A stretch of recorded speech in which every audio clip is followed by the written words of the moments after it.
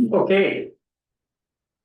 Okay, welcome to the regular council meeting. The date is Tuesday, July 21st, 2026, time is 7 p.m. With that, I'll call the meeting to order. Second item on the agenda is the adoption of the agenda. The adoption of the agenda. And we have any amendments, changes? Councilor Broughton? Yeah, could I add 8.1.7, just to update on the beach park? I submitted something, but I don't see it on there. It's just requesting a staff report, just very positive based on the first 3 weeks of operation of the beach park. Either there or it could go as item 388 in action items.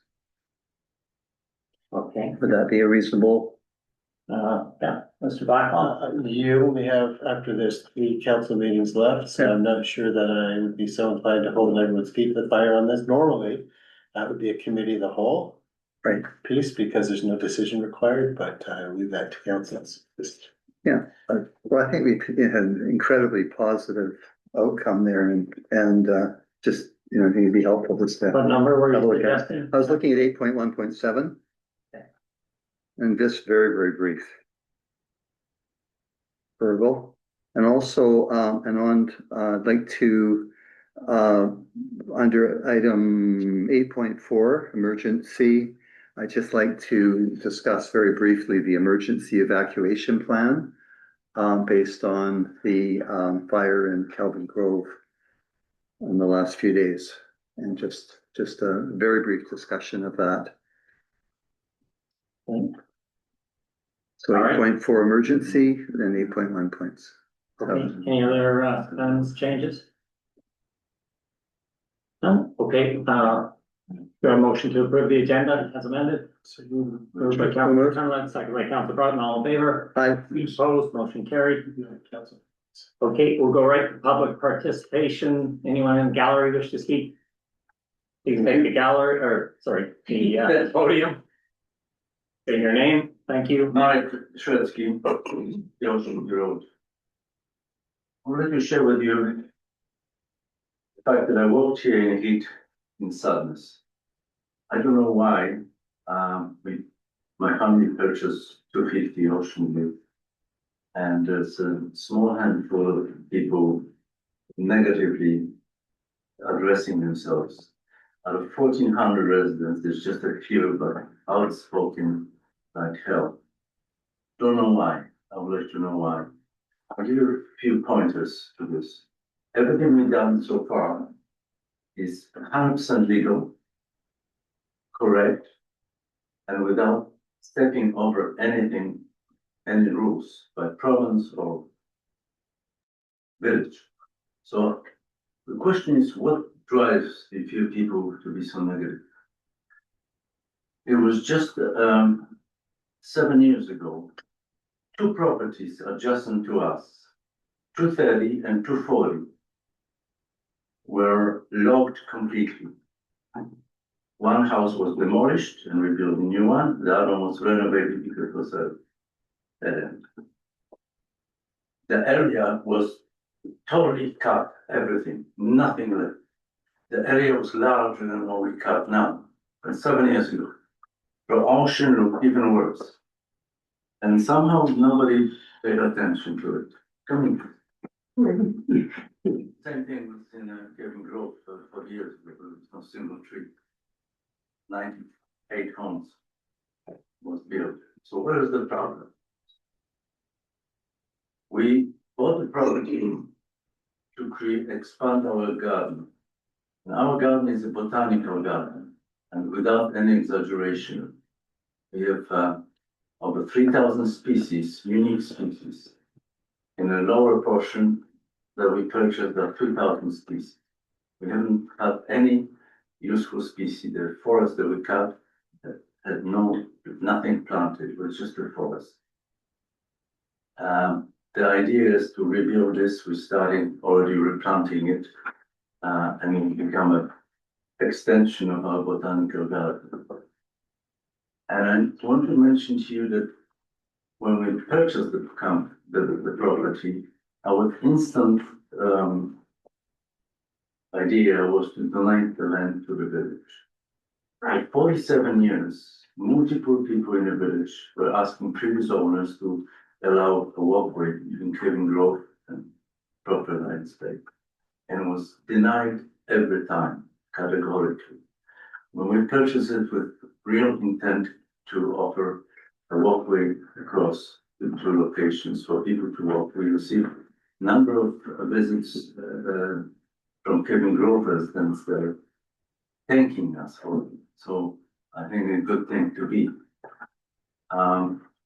The size of the lot, the area that we were to be hoping to donate to the village is about half size of the average Kevin Grove lot. So it's not a minuscule gesture. And I still don't know why this reaction. I understand why Anna, the adjacent resident, was so unhappy because she was hoping not to have neighbors and now she will have neighbors. But otherwise, and she hates the idea of walkway, public walkway. Merrick, I'm going to have to bring it to a close. Thank you. Okay, I'm really shocked with the reaction of some people. I don't know why. okay, thank you. Is there anyone else in the gallery wish to speak? Okay, anyone else in the gallery? Anyone online? Crystal? Yes, Mr. Reuter.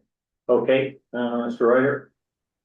Thank you. Good evening, all. Marcus Reuter here. A petition signed by 44 residents was presented to council recently. They asked that council immediately issue a stop work order on the clear-cut Rundle Creek property and that council initiate a review of permits issued and that council mandate the submission of a comprehensive geotechnical and environmental report verified by an independent QEP.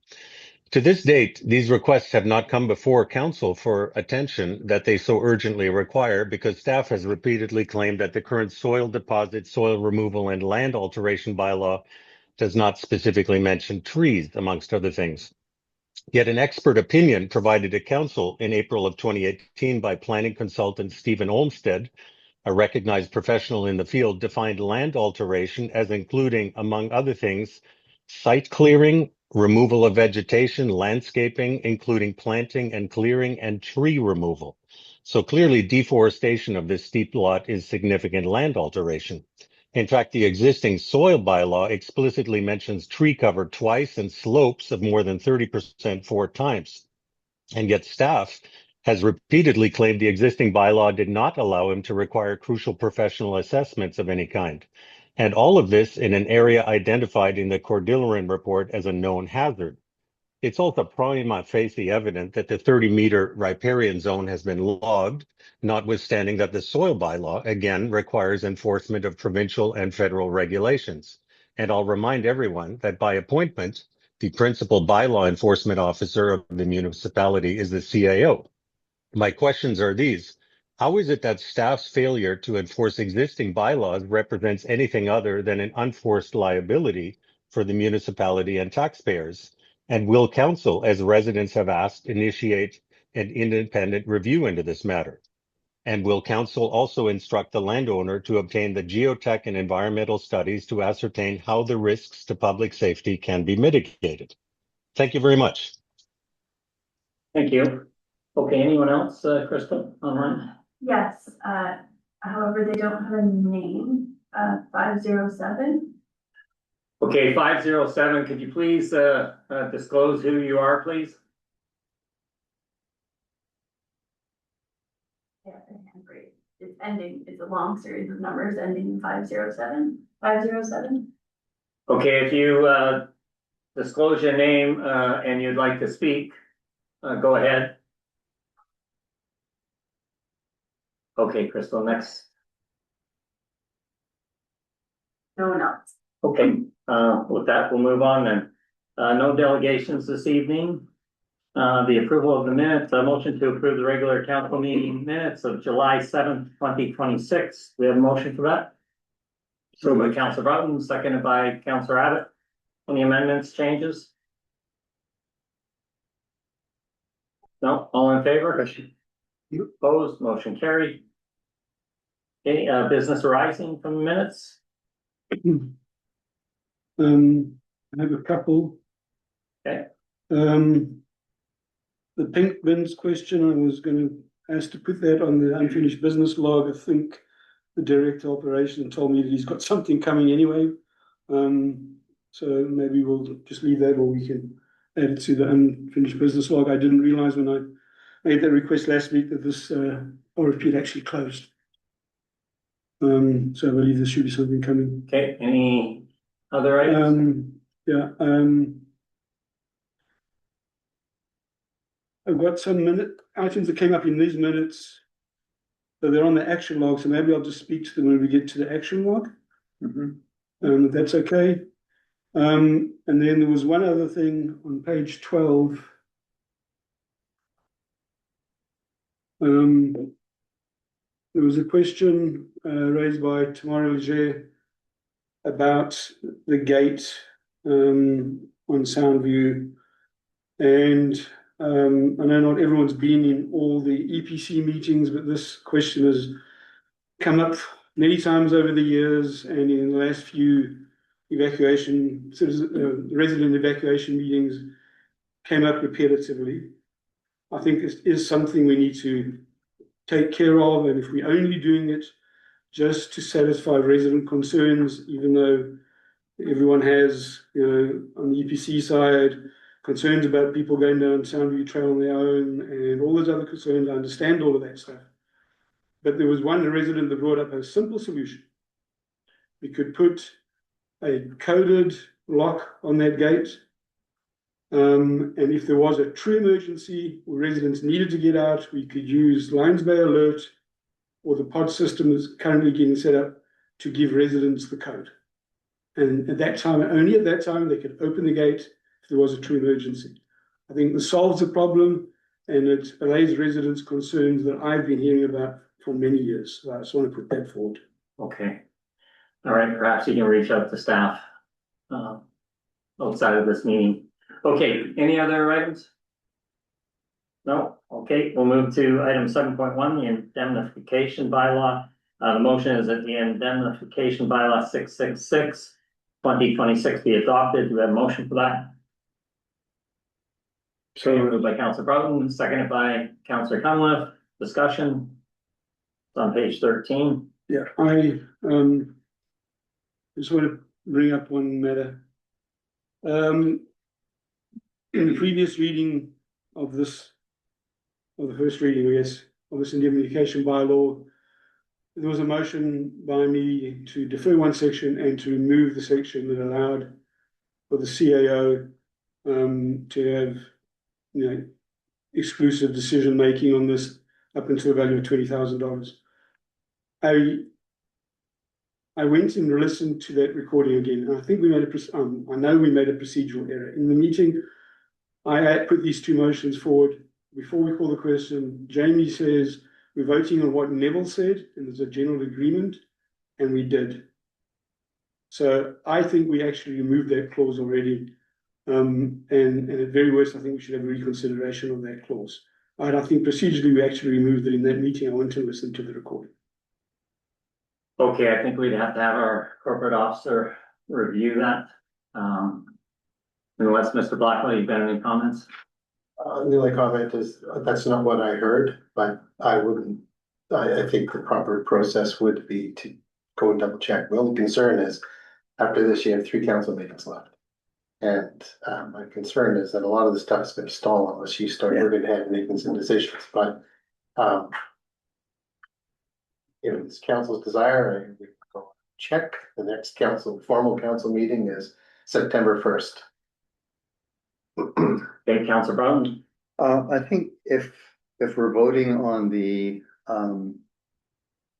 bylaw as it is presented, as it's for adoption, so it's the bylaw as presented, which is what we voted on at the previous meeting. What happened prior to, I think is not relevant. If there's a majority of council who wishes to proceed with the adoption of the bylaw, we know what the bylaw is, and we can proceed with that. So I would move that we vote to adopt the bylaw as it is presented, as it is understood, and as it is before council. Okay, any other comments? Counselor I Conlon. guess through you to the CAO. Is that procedurally okay to do? I wouldn't be opposed if we did need to go back, revisit it, ensure that what we're doing is procedurally correct. And have a 5-minute special meeting before the 1st of September, if that's what it took, in order to move things along. But if the CAO is convinced that Counselor, this is it to the overall, bylaw platform? Well, Council Roberts quite correct with regard to making sure that the Ts are crossed and Is are dotted vis-a-vis procedure. But I was caught out of left field on this. I mean, I was unprepared. If I had some advanced warning, I could have taken the time to look that up. But as I say, if I'm going purely on memory, I think it was Councilor McLaughlin, if memory serves me, that stipulated a number, and that was my understanding. That's what council voted on. So if that memory is incorrect, then I think, and it's council's will, then I go back and. So I was referring to the previous meeting. In the last meeting, Councillor McLaughlin picked the number. Right. In the previous meeting, when we first passed it. And when I came into the last meeting, I thought that had been Okay. removed. So I Ms. think Blackwell. I can speak to that. And perhaps Ms. Kenna can verify, but based on my memory, 2 meetings ago, there were no readings granted at all. And it was referred back to staff to get some clarification. So first 3 readings were granted by council at the last meeting. That's correct. Okay, But, so all right. I'll just Yeah, one last time. my point one last time, then we can move on. You're correct, we didn't make any readings that night. But in the resolution that I put forward, it was to strike that clause 3.3 and to refer 3.4, might have the numbers reversed because they were both called the same thing at the time, to Lidstone, and that's what we voted on. So it shouldn't actually have even been there when we came back to read it. Okay, I'll call the question. All in favor? Opposed? Motion carried. did we Okay. lose Councilor McLaughlin? I don't know. We've got 3. Sorry. Okay, Councilor McLaughlin, In favor. give us a thumbs up or not? Is in In- favor. In favor, okay, good, motion carried. Okay, we'll move to the Central Village Public Toilet, 7.2. Director of Operations, Mr. Villeneuve. If you would like to provide any comments, you showed us, you gave us a site visit prior to the meeting. Perhaps any other comments you may have before we move forward or defer this? Thank you, Mr. Mayor. The site visit we had just about half an hour ago, I think hopefully clarified the screening opportunities. That's already in place. You could provide some direction on trellis or plantings, or leave that up to staff discretion if you'd like. But unless there's any other concerns that you want to bring up at the table right now, I'd be happy to discuss or clarify. Okay, any counselors have any questions? Okay, Councilor Broden. Yeah, initially, this came up as sort of an opportunity. There was work being done in the area, so as a result of that, parking area could be efficiently, economically created, which then created the opportunity for the portable toilets. We definitely have an issue with getting them placed. It kind of incrementally got to where we are, and if we had started, if we come to council and said we'd like to put porta potties next to the, at the village entrance, I think I would have been less comfortable at that time with that. I'm comfortable with it being a major feature of the entry to our community. I really appreciate the recommendations of screening and the possibilities there. But it just the tough call for me, because there's definitely a need. We don't want people using the streets as toilets. We want to provide them with something.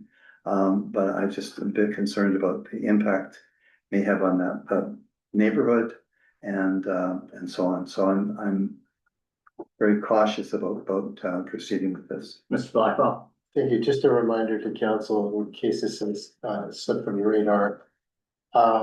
What has been suggested is that these would be in place as a pilot for this year until September 30th, just as a reminder to you of that detail.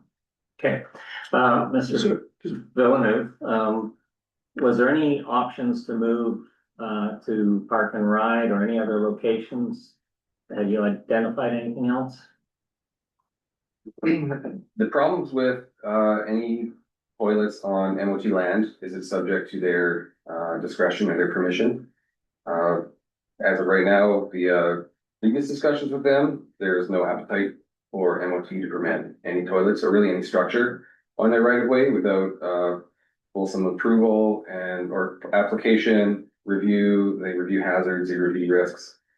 It's a very cumbersome procedure for them from our perspective. Seems like a simple thing, put some porta potties on highway right of way. In their perspective, being, you know, a provincial body, it's much more complicated.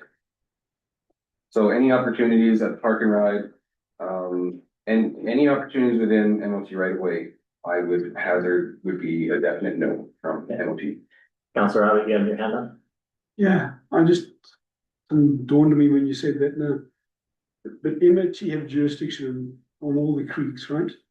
To a certain distance. That's why we have this thing about the bridges on MOT land. Are we sure that's not on MOT land? Yeah, Mr. Blackwell. Thanks. Bridges, yes. Creeks, no. So, okay, so the rest of the area above the creeks, like shown, it's not shown part of village property, is on land. Good question. Can't tell you off the top of my head. Okay, I didn't think of that till now. I could speak. Yeah. That's right. I just believe, and I appreciate we now referring to this as a pilot project, so it'll be temporary. Which makes you wonder how much effort in infrastructure money you want to spend on creating something that's all the screens and stuff that's only going to be there for a few months.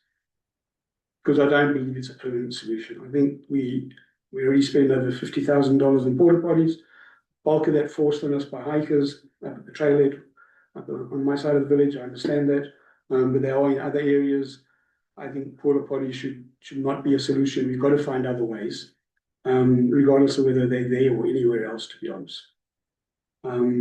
So yeah, I would rather see us go find that other solution, work at it now, find out what it is, and as I said in last meeting, put some signs in. The beach park's open, Calvin Grove's open, those washrooms work, we've got proper washrooms there. Let's just utilize those until we find a better solution, is what I think. But this is not up for a motion anyway, because it was approved last time, right? Or is a motion required? If I may,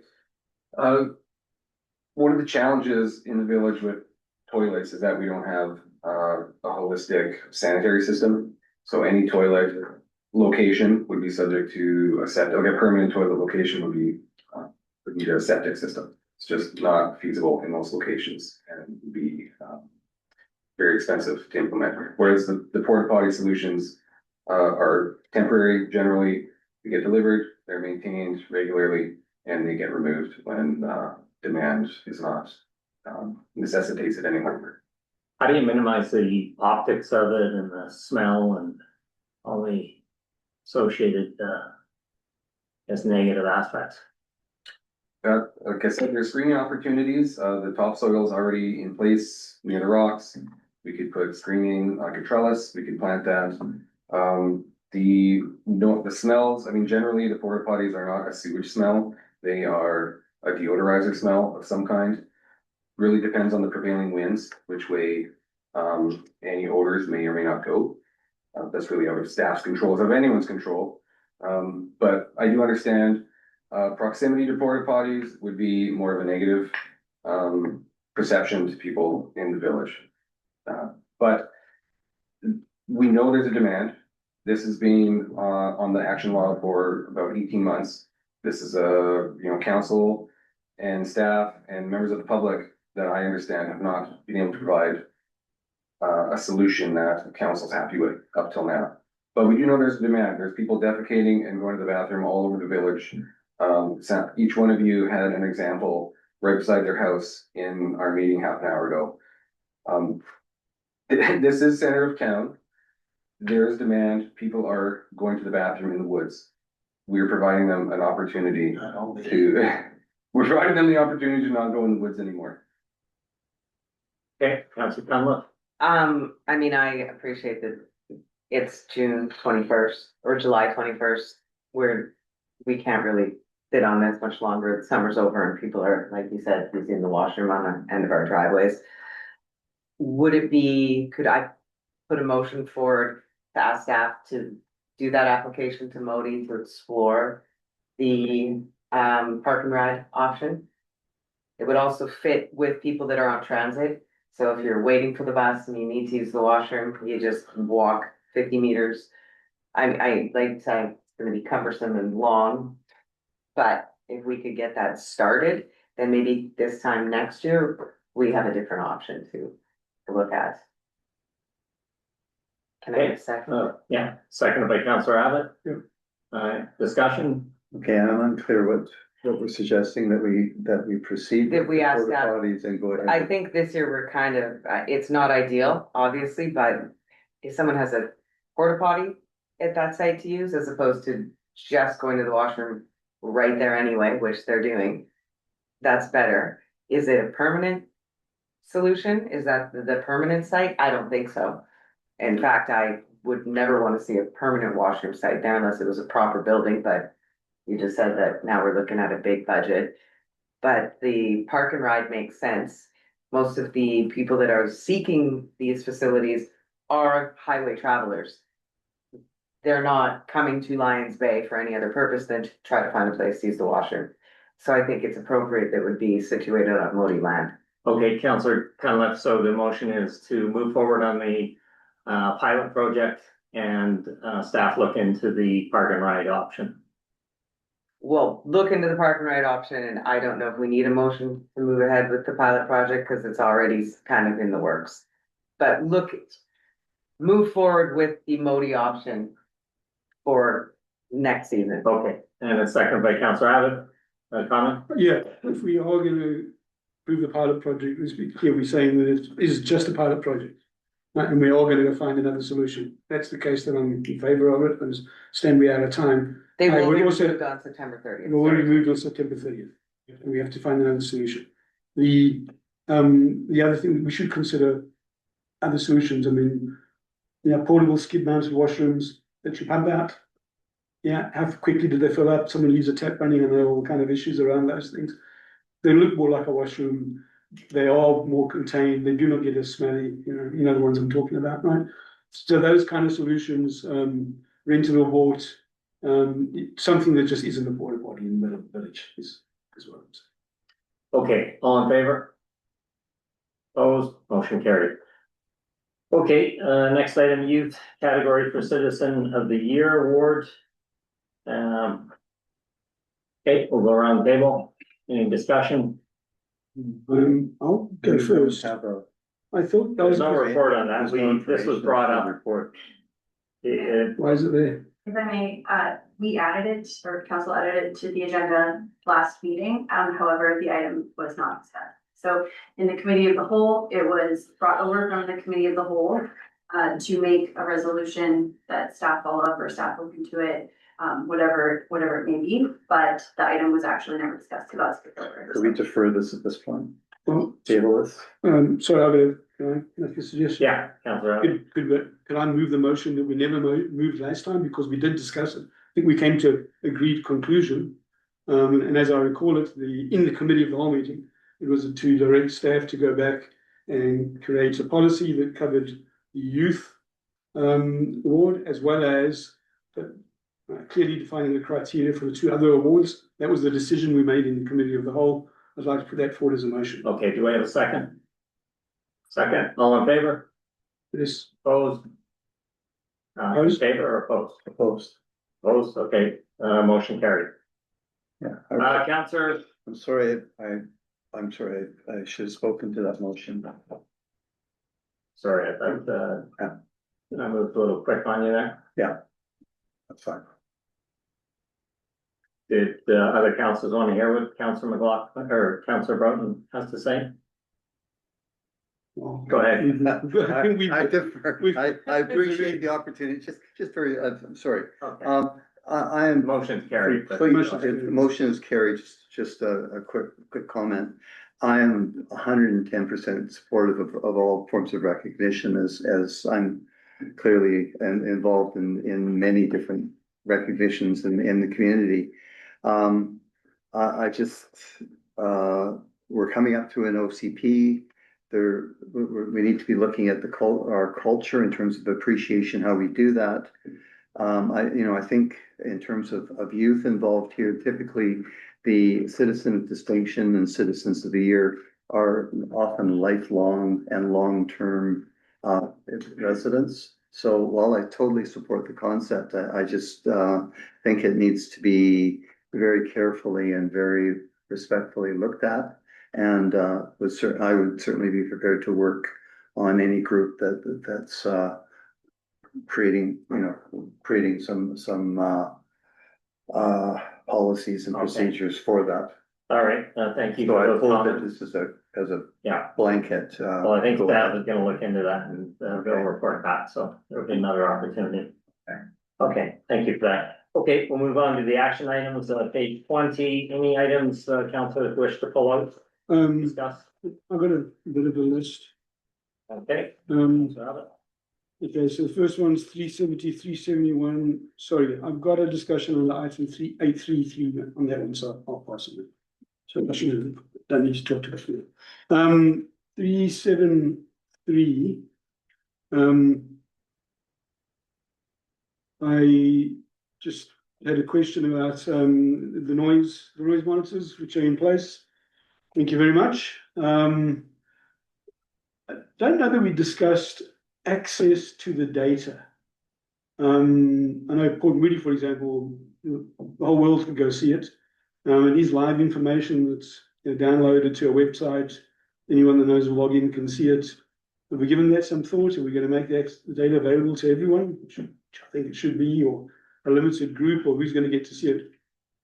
Okay, Councillor Abbott, through the chair, Mr. Villeneuve. Through the chair, Councillor Abbott, I have a session scheduled this Thursday with the operator. And we'll find out all that information. I don't know how it's reported yet. Okay.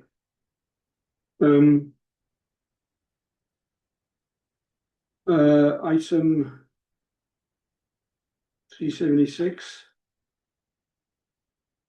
Monthly water metering updates.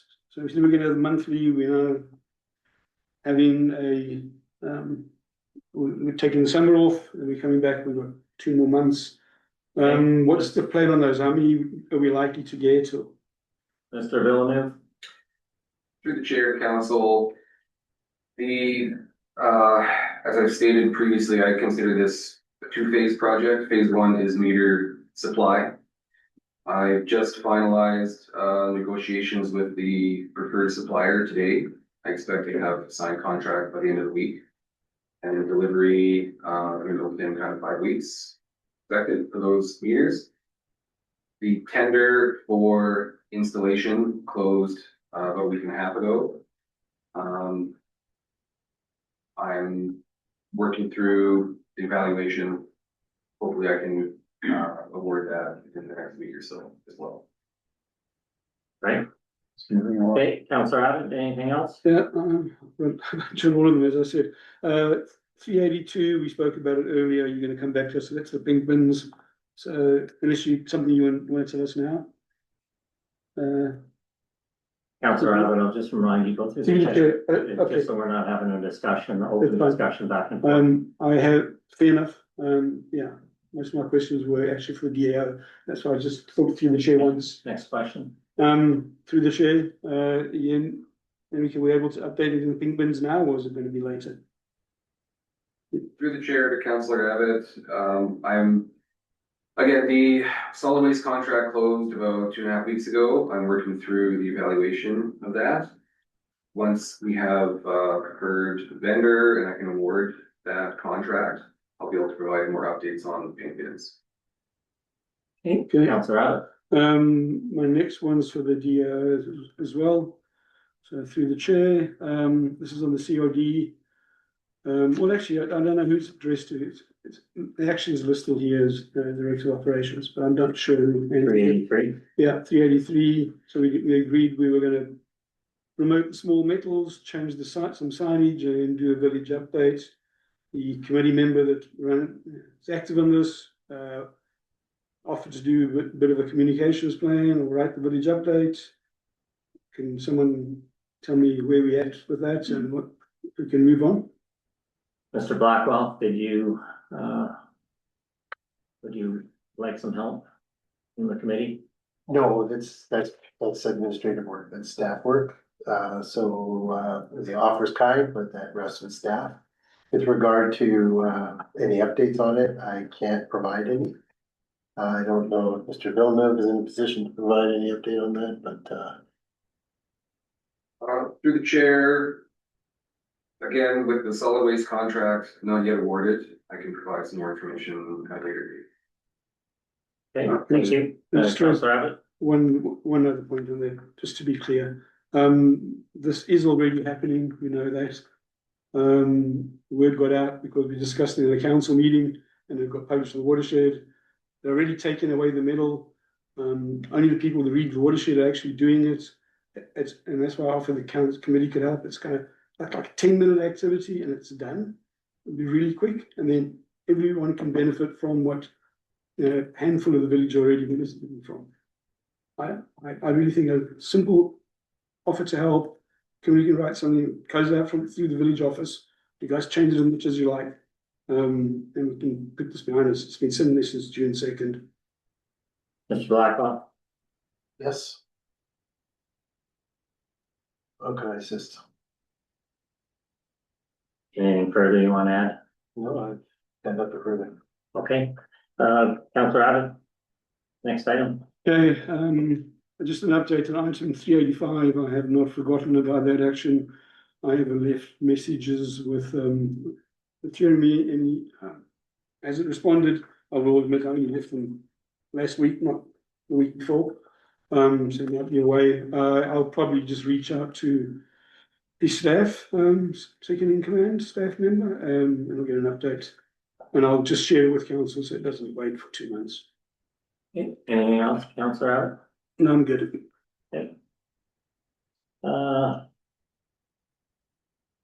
Okay, next item, the annual report. And Mr. Cherkoff, anything you'd like to add? We have it in our agenda package for information. You'd like to add something, otherwise we'll go right to questions. I believe if there's any questions, that's actually directed to the CAO. Okay, any questions for Mr. Blackwell?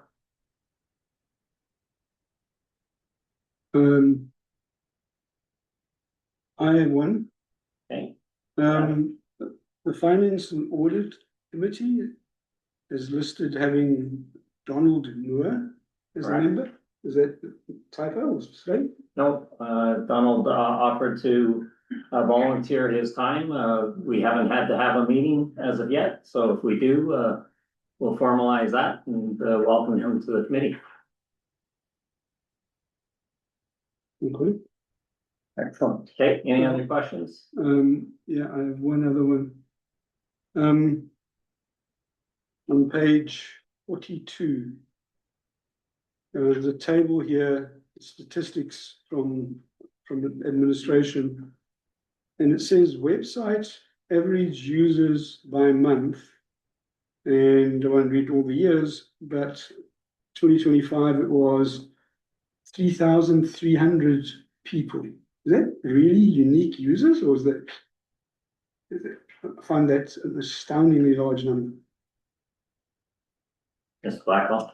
I flat-footed, I would not be able to answer what goes into that. I don't know if Ms. Kenna has any insight at all, but. If I may see the chair, I can't, that's a bit of a granular question. I just pull it from Google Analytics, and there's a lot of specific sort of user generation, but that's just the first bulk number that comes up. So I'm happy to look into it. I Okay. feel like there's a big discrepancy, but I do it's just, look at the Google Analytics quite often, and we do get a lot. We get a decent amount of traffic. It's like, Okay, Councillor Abbott? Any other questions? um, Okay, while you're thinking yes, about it, I just, Councillor Conlon? I, there is a letter relating to this in correspondence in regards to submission to the 30th. Can I ask that question now, or do we want to wait until correspondence since it's relevant right now? Yes, Blackwell. Through the chair. I would think certain council's choice, it would make sense to me to sort of net these together. Sure. So may I ask a question to satisfy the residents' query? Was this submitted by June 30th, or will it be submitted after tonight? Blackwell. Thank you through you. No, it was not. We did not receive, so we were waiting for statistical information. As you know, Lasby Fire Rescue was in transition, so it took a little longer to get statistical information. And the RCMP has also changed staff and the metrics that they use to prepare the statistics. So we were sort of on standby waiting for that information. So it will be filed. Now it's been received by council. First of all, it was posted for 2 weeks. Now it's been received by council. All right, thank you. One more question to Yeah. the chair. Is there any sort of repercussion to the village for not meeting that deadline or? Blackwell. If I may, through. Yeah, the Mr. chair, Kirkhoff? to Councillor Conlon, there is no repercussion. The province has stopped monitoring that since 2009. They just want to follow eventually. Thank you very much, sir. Okay, any other questions? yeah, so are you gonna do some updates to this? I mean, I kind of thought this was a meeting where we were gonna go through and talk about it, because it's the first time it's come to council. Because, and maybe we can talk afterwards. I didn't, on my other stuff, did meet with the financial officer today, but I didn't get a chance to discuss it either. So there's something else on that table and key statistics that doesn't add up as well. So I don't know, there's a few things maybe we could spend 5 minutes if you are going to revise it. If not, they're probably not the end of the world. How about if we suggest that you contact the staff outside the meeting and any little nits we can. Yeah, I tried to have a meeting with Ross and Joe. I did manage to meet Joe. Ross was too busy, so I have tried. Sure. We could do it straight after this if you like. Mr. Blackwell. Or is it going out the way it is? Do you find if Councillor Abbott contacts you outside of this meeting? Thank you. I think anything we can do to make this as tight as possible is good. So if these are substantive things that you've identified, I think it's incumbent upon us to make sure it's as accurate as possible. There's been a lot of eyes on this, but that doesn't necessarily mean. If you finish early tonight, we could do it in 10. Maybe. I have a dinner date with my son, so. Right. It depends. All right, any other? Okay, well, so then, yeah, just let me know when, because I have been trying to meet with you for a while, as you know. Okay, Councillor Abbott, anything further before we receive this? No. Oh, okay, we'll move to 8.1.2, appointment of the chief election officer and deputy. The motion is that council appoints Ross Blackwell as chief election officer and Crystal Kenna as deputy chief election officer for the 2026 general local election pursuant to section 58 in brackets 1 of the Local Government Act. Do you have a motion for that? So moved by Councillor Bowden, second by Councillor Cunliffe. Any discussion? I've got a Councillor couple of Abbott. questions for the chair for the CAO. Or maybe it's a discussion. So you put out an RFP for this, I can't remember, May, 3 months. May uptake? Yeah, Mr. Blackwell. Thank you. Through you to Councillor Abbott. I think it was the best part of 6 months. Yeah, and we had 0 uptake. So then what we did is we shook the bushes with regard to all of the CEOs, chief election officers. In fact, we started shaking the bushes after the by-election in anticipation of this one coming up. And it seems like everyone has wanted to give it a wide berth, 0 interest. That said, we have had Lisa sworn, is, who assisted with the by-election, is gonna, give us some help with regard to making sure we meet all the document deadlines, because there's so many moving pieces administratively. You don't wanna miss any of the deadlines, so we have her taking care of all of the paperwork stuff. She's gonna support you, but she cannot be a chief elections officer. Correct. Okay. Council Brown, you had your hand up? Yeah, I did have Okay. I had a question and then a comment. I don't know if you can twist your arm or somehow we can do that. We have a bit of a history in Lions Bay with the last election with the CAO being the chief elections officer that went kind of sideways. It's not, in my opinion, it's not a good fit to have the CAO as a working relationship with some of those that are running, and some of those that aren't with the incumbents. It tends not to be a good fit, and you've got someone in charge of it. So if you can twist their arm to take that title and be the one that decides what's right and what's wrong, I think it would be, everyone's benefit. Okay, Mr. Blackwell, then we'll go to Councilor Brown. Thank you. Council may find this an odd statement. But the last thing I want to do is be the CEO for Lions Bay, I can assure you. The only reason why I'm putting my neck in the noose, literally, on this is because either that or you don't have an election. Nobody else is willing to do it. So, Sorry, if I may, Yeah. Lisa is already committed to Belcarra, so she Yeah. can't. Okay, Councilor Brown? Could we recognize this as it's an election in every community in the province? And that these people are busy, it's not that we're a pariah, I don't think that, I think we need to be a little bit more realistic on this. We've had 2 by-elections, certainly those by-elections would have created, there would be multiple people to serve in those. But we are one of the smaller communities in the province. And every community in the province is having an election. So anybody with the skill base is going to be otherwise occupied, I would say. So I think to be fair to our community and our community's reputation, I think we need to acknowledge that. And now, but I think to be fair. Okay. Okay. No other comments, I'll call the question, all in favor? Aye. Opposed, motion carried. All right, thank you to Ross and Crystal. Thank you Okay, for taking that on. So you just had Crystal, it's Ron. The image was just lost. Sorry, Councilor McLaughlin, you're having a problem? No, the image was lost. Thank you. He's rebooted, okay. There we go. So Okay, Councilor I Abbott? actually had a technical question on that. Is Councillor McLaughlin been recorded as voting, or is he here? So I wasn't sure. No, How's he I'm been recorded so far?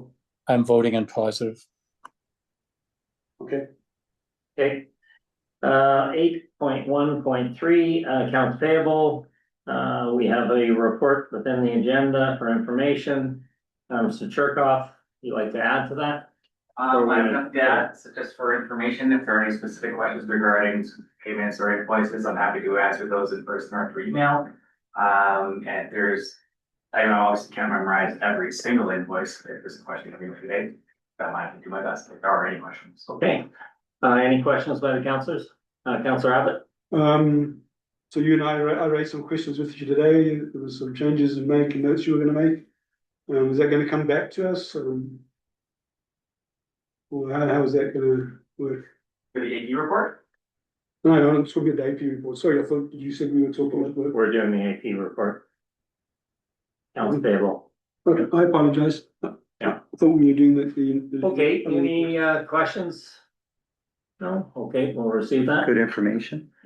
Okay, 8.1.4, Q2 budget versus actual, and again, this is for information.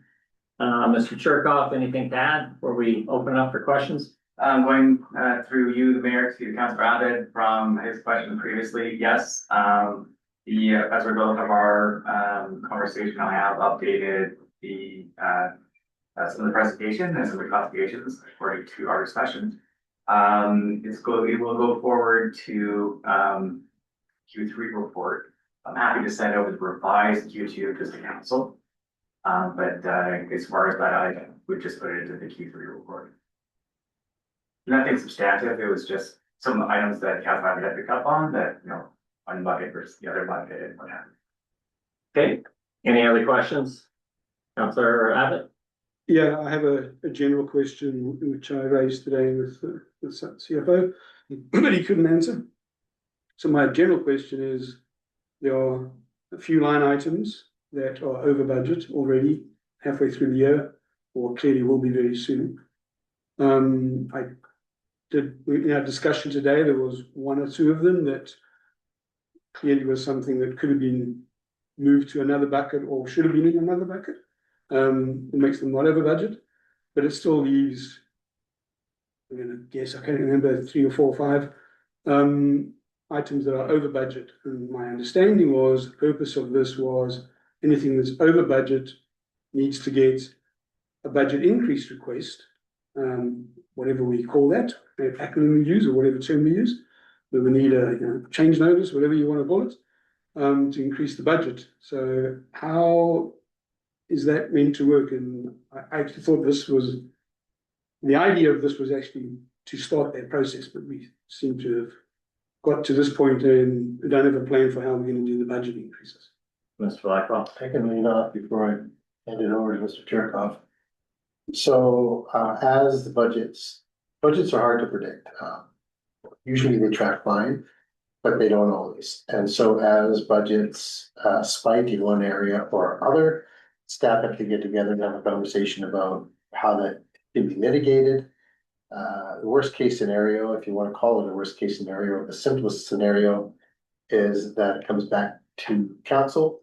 But then those sort of budget amendments are facilitated at the end of periods, quarters, rather than as necessary, rather than, of course, randomly. So that's sort of a little bit of background, and I'll take it to chirp out. Here's Blackwell, Fleet Mayor, Council Abbott. So I would suggest that we are able to amend the budget at any time we want a capital ones. I would suggest that investment be facilitated and documented through a meeting of the committee of the whole, or a recommendation to council to amend a budget item. As we discussed this morning, there are certain areas where to take a look at either from rebucketing or understanding that this will be over what we had originally budgeted. So we have a discussion, a full discussion in a committee of the whole meeting, and then bring forward to council for an amendment. Okay, Mr. Blackwell? Sorry, just one other inflection point. Again, we have to figure out how to sort of, what council has to decide what it wants to address in these last 3 meetings and what it wants to carry over to the new council. So it's in terms of tactics or strategy, you might want to fold that in there as well. Other quick wins, et cetera, that can be achieved. Or how do you use the hurry up offense to move certain things forward before October 17th. Okay, Councillor Abbott? So to the suggestion of a committee of the whole, it would have to be early in September. But I think this council should get the budget to a balanced point and not leave it to the next council. Blackwell? Thank you, through you to Councillor Abbott. If council is so amenable, there's an RCM on the 1st. We could front end that with the committee of the whole. Front end that meeting with the committee of the whole to address this specifically. If there was any resolution that committee of the whole wanted to make to the RCM, we could entertain it the same evening. Sure. Okay. Okay, any other questions? No? Okay, we'll receive that. Next item is the local government climate action program. We have information within our agenda. Councillor Abbott, would you like to comment or any questions for Councillor Abbott? Are we talking about the LG CAP report now this month? Yes, local government climate action program. Okay, 8.1. I have had a further discussion, the financial officer on this. We've gone through some of the items. He's made a few changes. There was a couple of points we needed information from the building inspector. I did see Dave today in the street and he said he was going to look you up. He did. Okay, so I think we have everything we need. Joe? Yes. Okay, so council can receive this? If I may, through the mayor, to Council Abbott with regards to this question, I do need to touch base with Clara, as we discussed about just a little bit of the allocation and some buckets for the total LG, or the emissions data. And but that's, it's quite, it should be quite straightforward. I just couldn't pick it out from the graphs that she provided. Other than that, I think it's good to go. So it has to be submitted by 31st of July. It's the deadline. I am unclear whether it needs a formal resolution or not, or just has to come to council. I don't know the answer to that, Mr. Black. but maybe we should just receive it just to be sure. Mhm. Thank you. So long as it's on the agenda, it's received. If there needs to be a resolution, it's redundant, but at least there's sort of optics around it, and that you can pass a resolution to receive it. That's what I was suggesting, just to be safe. Yeah. Okay, I'll move her. Yeah, I pass a resolution to receive this report as amended with one final tweak from the CAC member, Claire George. Okay, seconder, Councillor Cunliffe, seconded, all in favor? Opposed, motion carried. Okay, next item is 8.1.6, and that is the council code of conduct bylaw. The motion is that the first, second, and third readings be given to council code of conduct bylaw number 667, 2026. Mr. Blackwell, would you like to give us some background on that, or council has some questions, or? Sure, so Sorry, just before we do that, do we have a motion on that? Okay, so by Councilor Brogan, second by Councilor Cunliffe, and then Mr. Blackwell. thank you. So the question of council code of conduct has been one that has been a discussion topic by council for the most part of this term, in one way, shape, or form. And that's included conversations with our solicitor with regard to how this can be improved. I received this information on Friday. When did I receive this? Monday? Recently. And the suggestion here was to utilize, and this is all set out in the report, the suggestion here is to utilize a bylaw structure rather than just a policy structure, given that a policy structure really has no significant force or effect. This would at least give council legal tools to deal with this in a structured and choreographed fashion. So that's what's, all of that information is set out in the report for your information. So given the council's desire to have this brought forward, I've been able to now do this. It's here for your consideration. Okay, thank you for that. Any comments from the councilors? Okay, Councilor Cunliffe, then Councilor Broughton. Well, I appreciate that we're here now. I feel that timing going into an election, that us adopting a rather fulsome code of conduct bylaw, which really does encompass many baseline standards of WorkSafe BC and WorkSafe place, safe place to work sort of language. It's very complicated, I would say, or it seems it's exhausting a little bit. I think it could be summarized somewhat. We did just receive this yesterday, so it's been kind of 24 hours, of which I was sleeping part of it and at the dentist during the other. So I'm happy to receive it and look it over, and I would like to have it come back first meeting in September, maybe for the committee of the whole to have a discussion on. But I'm not prepared to do 3 readings and then impose something on a new council that hasn't been able to weigh in on what looks like their next 4 years. And as well, I believe UBCM is bringing something forward, and they may be imposing provincially wide a standardized code of conduct. So all I have to say about that for now. Okay, Councilor Broughton. I think this is an incredible opportunity to leave a legacy to the next council of clarity, expectations, good behavior, respectful behavior. There isn't anything that I can see reading through the code of conduct that I would say, gee, that shouldn't be there. It's outlining appropriate behavior, positive behavior for the community and so on. To leave this to the next council, I think is irresponsible. I think certainly there is work being done at the provincial level around code of conduct.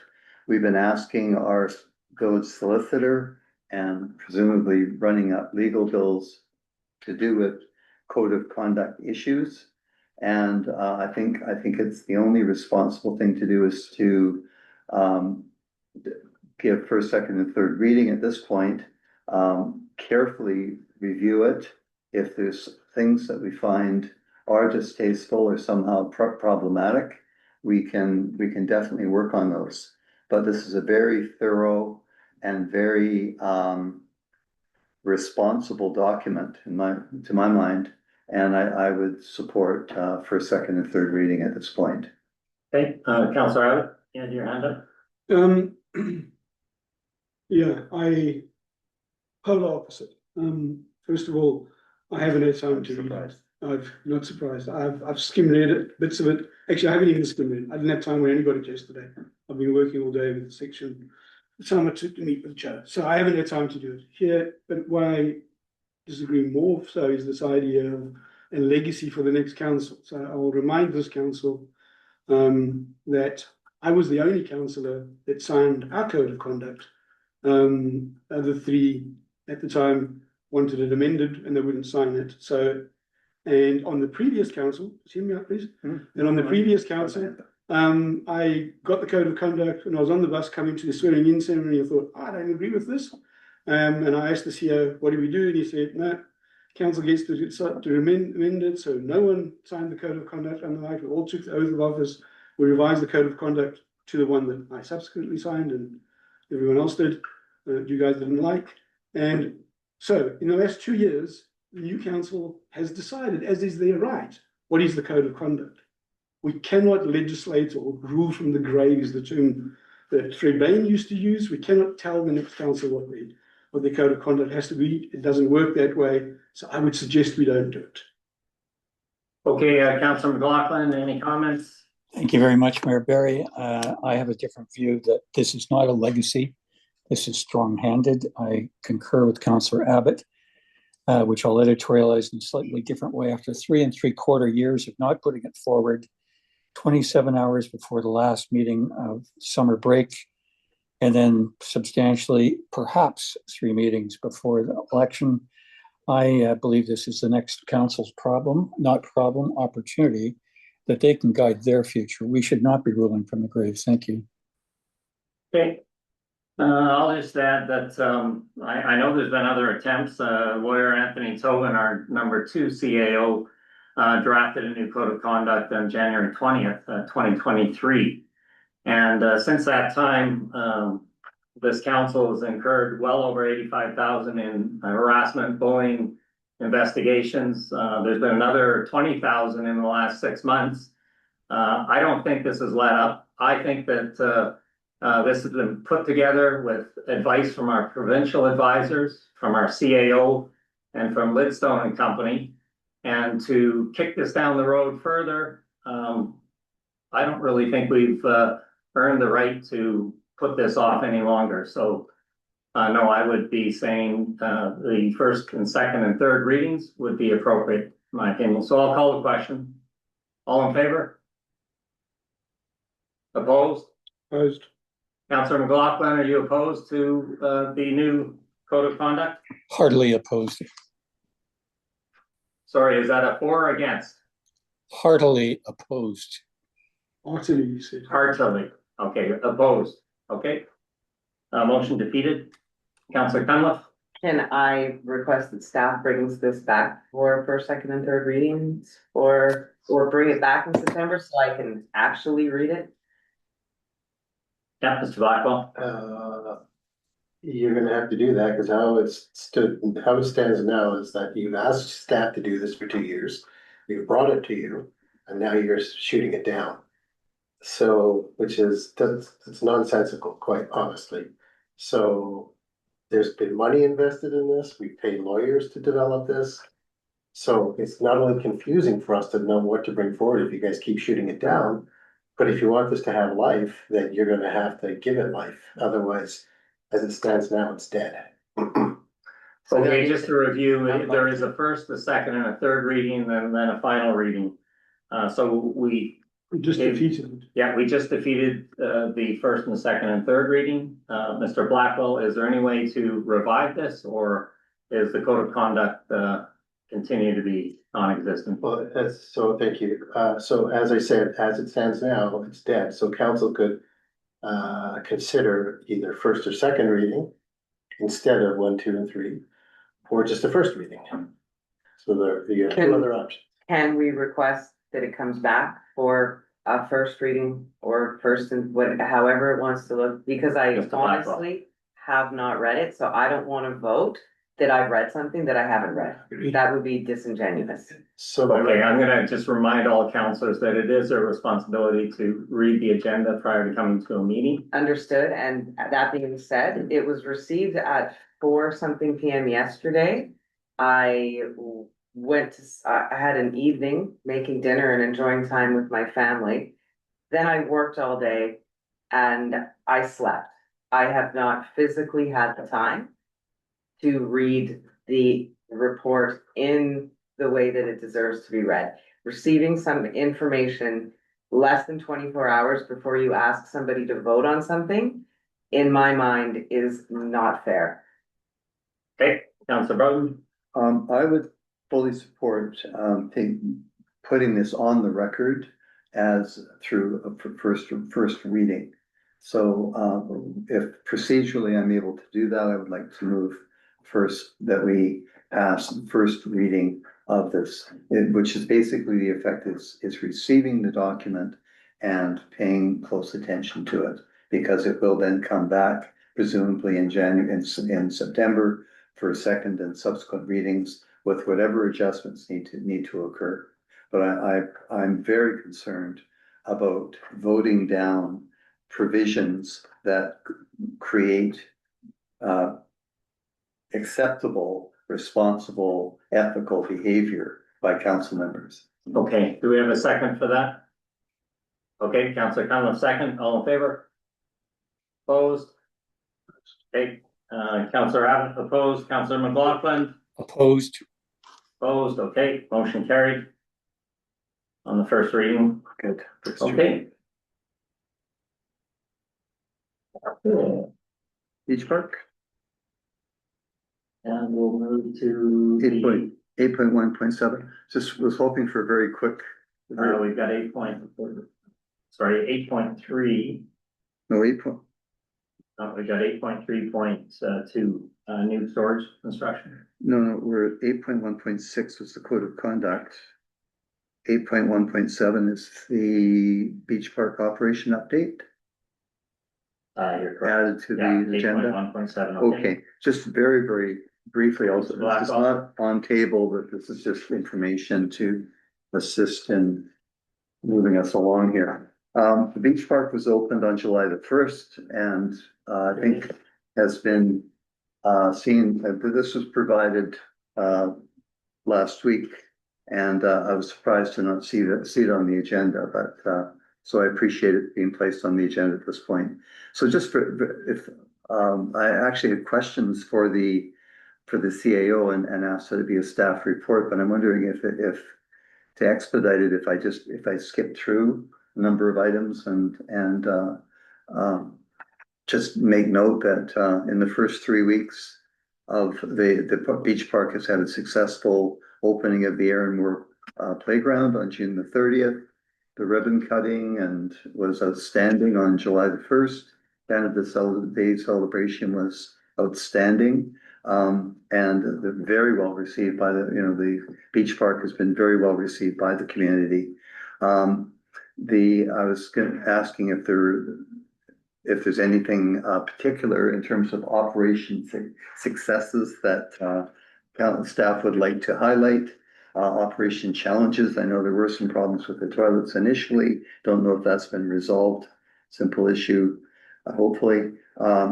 whether there's any impressions from the bylaw officers in terms of any issues there. I think, council, it's a multi-million-dollar asset to the community, and I think it's really important that the council understand what's going on there. So I'd be interested to know any bylaw issues that may have come up. Health concerns will come up later in the agenda. There's certainly resident excitement about the new facility. Number 10, Art in the Park. There was a very successful artist exhibition there last Friday. So the park is being actively used, and it's presenting and as far as I can tell, operating very, very well. I'd be interested to know how the watercraft storage is working out. I was there today and I noticed no watercraft stored in the park.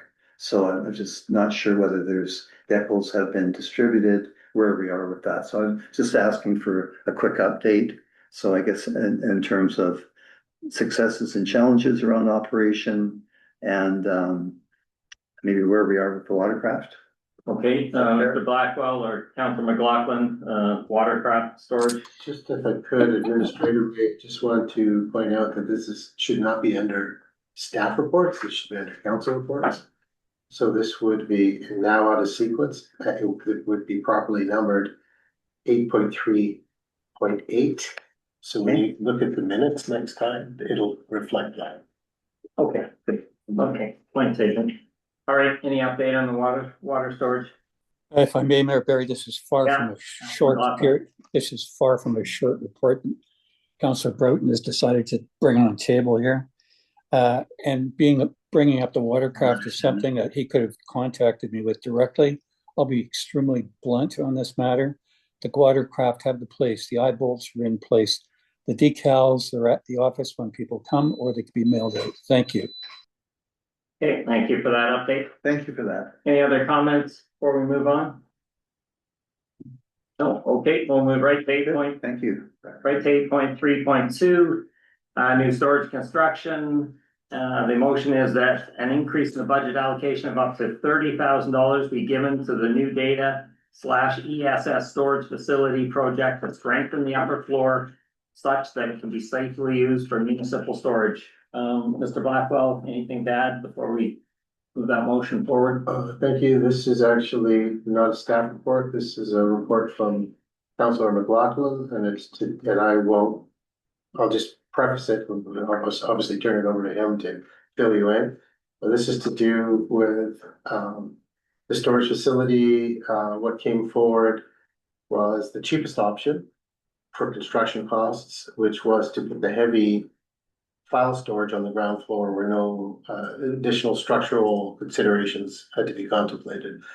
There has been some discussion, not involving myself directly, about logistically it may be more efficient to have ESS supplies on the ground floor instead of the second floor, which is totally doable. It just will cost in the order of about $30,000 more to construct that second floor such that it can accommodate the weight of file storage. So that is what Councilor McLaughlin has as 8.3.2, and I will turn it over to him to fill you in. Just before Councilor McLaughlin speaks, is there, can the storage be on the main floor? Or does it have to go to the second floor now? Is that? Through you? No, it was intentionally, the cheapest way to build it was to put the file storage on the ground floor because there were no additional structural modifications or considerations that would have to be built into the structure. Putting the file storage on the second floor means that there will have to be additional structural elements to be able to carry the weight, the dead load and live load. Okay, Councilor McLaughlin, over to you. Thank you very much, Mayor Barry, for giving me the dark light since you've already put forward my recommendation. Perhaps you could continue to a closed call a motion and let's move on. If you'll make a motion on it, we'll move forward and open it for further discussion. You've read the motion, sir. Why don't you put it forward? It's your motion, Councilor McLaughlin. You either put it forward or it dies.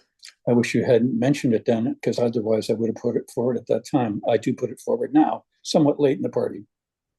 Okay, do we have a seconder? Seconded by Councillor Cunliffe. Discussion. Councillor Bowden. I'm very concerned that we are looking to expend $200,000 in storage and now add an additional $30,000 to the budget to create storage in the municipal facilities. I put forward a motion in the summer or in September to talk about the use of village facilities. And that motion was, or that item was removed from the agenda at that time. I'm very concerned. We have an OCP coming up in the fall. How we use our space.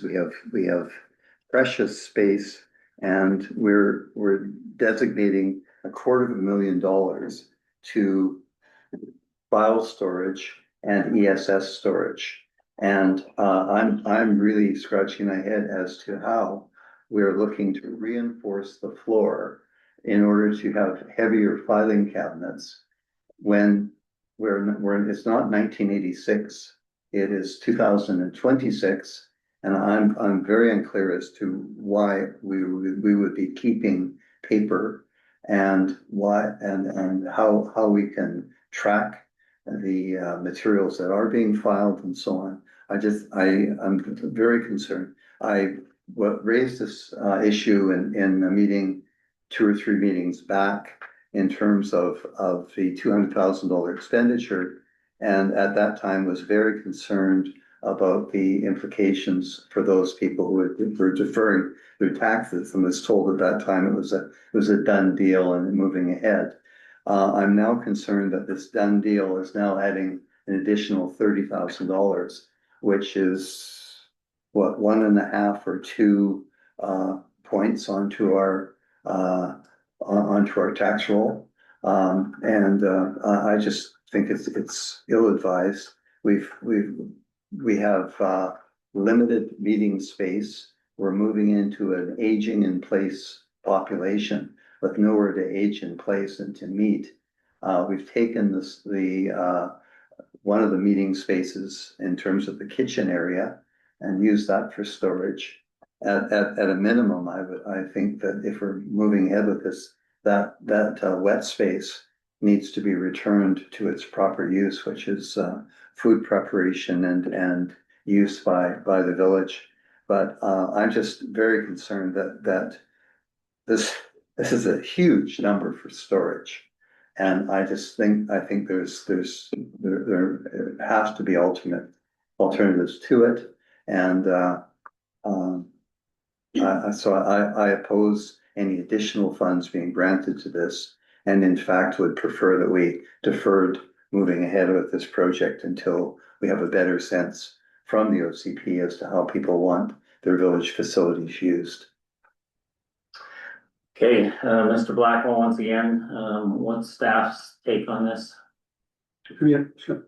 Through the chair, could I speak first? Yeah, sorry, I didn't see your hand up. I haven't heard that. Okay, we'll go to Councillor Abbott, and then we'll go to Mr. Blackwell. Yeah, save me speaking after Mr. Blackwell with the same things. I largely agree with Councillor Broughton. I thought we should be looking at other options when this came up. The done deal statement, of course, is because you approved this in the budget, and staff had moved ahead with an RFP.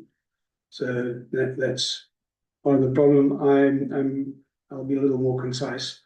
I won't motivate everything you just said, but I'm not in favor of adding another $30,000 to a $200,000 project that I didn't think was the best way to go in the first place. So I'll be opposed.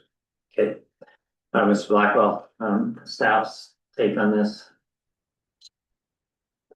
You had mentioned you weren't consulted, so Well, wondering what your thoughts are. Well, what I was saying about that is that there was, conversations going on, valid conversations. It's just that I was not sort of directly involved in those. So, in a nutshell, is there a case to be made for locating ESS supplies on the ground floor right beside the gym area that would be used for ESS? Yes, there's a case to be made. I guess what council has to decide is, is an ESS activation that frequent that it warrants spending $30,000 relative to other budget priorities. That's not my call. It's not for me to say. That's council's purview. The file storage question, we have to keep files. It's a legal obligation. Some files have to be kept in perpetuity. Other files have to be kept for 7 years before they can get destroyed. We digitize all the files we can, but we can't destroy files. So not storing them is not an option. So and that file storage is accommodated most cheaply or cost effectively on the ground floor. But whether it's on the ground floor or the second floor is immaterial to how it's used. For file retrieval purposes, it doesn't make any difference. It's just that it's cheaper to accommodate them on the ground floor. Okay, Councillor Conlon, then Councillor Broughton. A question to Councillor Broughton's point about the kitchen area that has been now designated storage. Is that not ESS supplies that are being stored? So that would then relocate and we could technically then reclaim the kitchen back for village use. Mr. Blackwell. Through you, that's correct. Okay, second comment.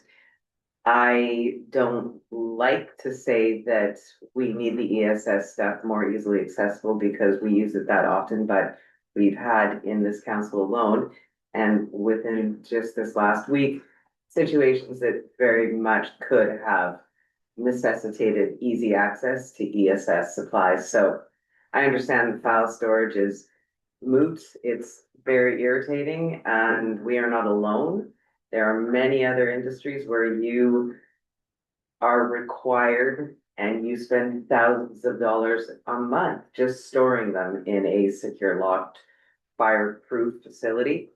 So for me, I'm not fussed about another $30,000 to ensure that we have easy access to emergency supplies. Just to clarify, this is 200,000 plus 30,000. That's correct. So 230,000. Okay, Councillor Broughton. Yeah, $230,000 for storage and I believe that there are opportunities for offsite storage. And I also am very concerned that no consideration has been given to how the building is used. And the fact, and when I raised that with this council, it was removed from the agenda as seen as unimportant. So certainly during our OCP discussions, it may come up in terms of how do you want to, how vital do you want the community, the village center to be? And if we precluded certain uses, I just can't support that. So I'm opposed to this. Okay, Councillor McLaughlin, any comments before we call the question? None for me, Mayor Barry, other than I represent the ESS in this case. Thank you. Okay, all in favor? Yes. Opposed? Okay, Councillor Conlon 4, Councillor McLaughlin 4, Councillor Abbott opposed, Councillor Broughton opposed, Mayor opposed. Motion defeated. Okay, we'll move to 8.3.3, outstanding items from the Committee of the Whole, July 7th. Councillor Abbott, you have a number of recommendations here. I'll pass it over to you. How would you prefer I do this? Should I do them one at a time? Yes, Okay. I think so. Just start by a little bit of background. So I did bring these questions to the Committee of the Whole meeting on July 7th. The Director of Operations was on vacation, I believe, or he was absent. I was then asked to meet with him subsequently. I tried this week, we were unable to meet. And then it was a Thursday morning that just before the publication of the agenda, I was told to submit them in writing, so I did. So full circle moment here. I've tried, but we haven't had any discussion on this other than we're having at all, because we didn't discuss it in the Committee of the Whole when I first submitted them. So I'll just go through them one by one. They all have now time pressure on them, in one way or the other, because what's happened since. I'll introduce them one at a time, give a brief kind of point in what I'm saying. Won't read the whole report, which I trust others have read, and then we can jump to each resolution. So the first one was on the RFP that was submitted for the I forget the title of the RFP for a consultant to do general civil infrastructure. So general civil infrastructure RFQ. Mentions there's a budget available of $406,500. That's not strictly true, because if you look at the budget report that is attached, the $406,000 includes two items that were deferred, and deferred in this council is not approved. It doesn't mean approved for next year. And there was two other items that were for design and construct. One of being the culvert at the school, which I'm still in doubt of whether we've actually done that. But that aside, if you take those numbers off, the actual budget that's available for consultancy work is actually $200,000. So my request or the recommendation, would have been a recommendation, putting the whole, and now it's a motion, is the council directs staff to revise the RFP through an addendum to correct the stated budget amount. Okay, that's a motion, Councillor Abbott. Yes. Okay, do we have a second? A second by Councillor Cunliffe. Discussion, Councillor Broughton. Is this not an operational matter? If there's a correction, if there's an issue in terms of budget, in terms of properly laying out the RFP, it would seem to me that we would provide the information to staff and have them remedy it. I don't understand. We just had a motion come through from a councillor to add $30,000 to a budget. We're now having directing staff to restate how things are put together. It seems to me that these are operational concerns. I would seek guidance from the CAO as to whether or not whether a resolution is necessary, or if it's simply a matter of pointing out these concerns and leaving it to staff to address it on an operational basis. Mr. Blackwell, can you please give us some background on the role played by staff or committees there?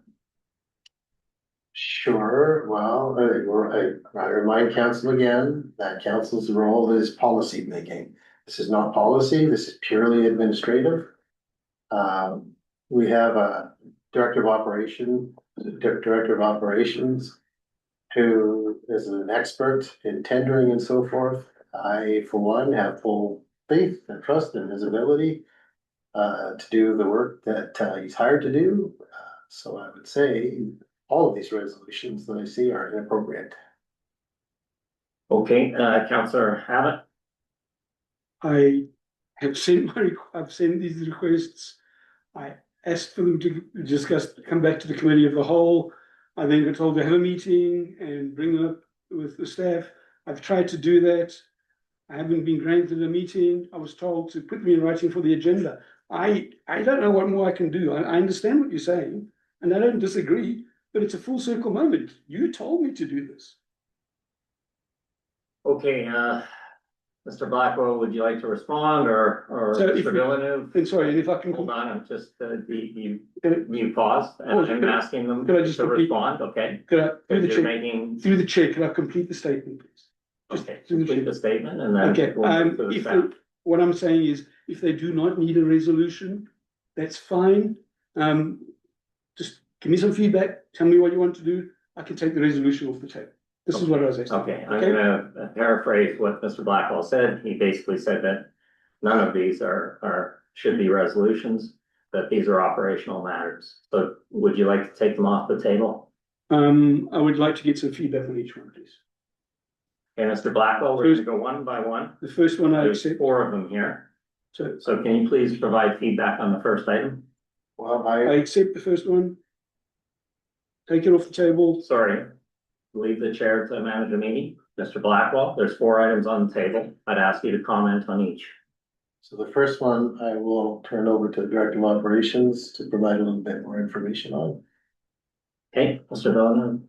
Yeah, thank you. Actually, the first and second. And have them in front of you, Eric, or would you like them in? And Your fourth. copy? All of them.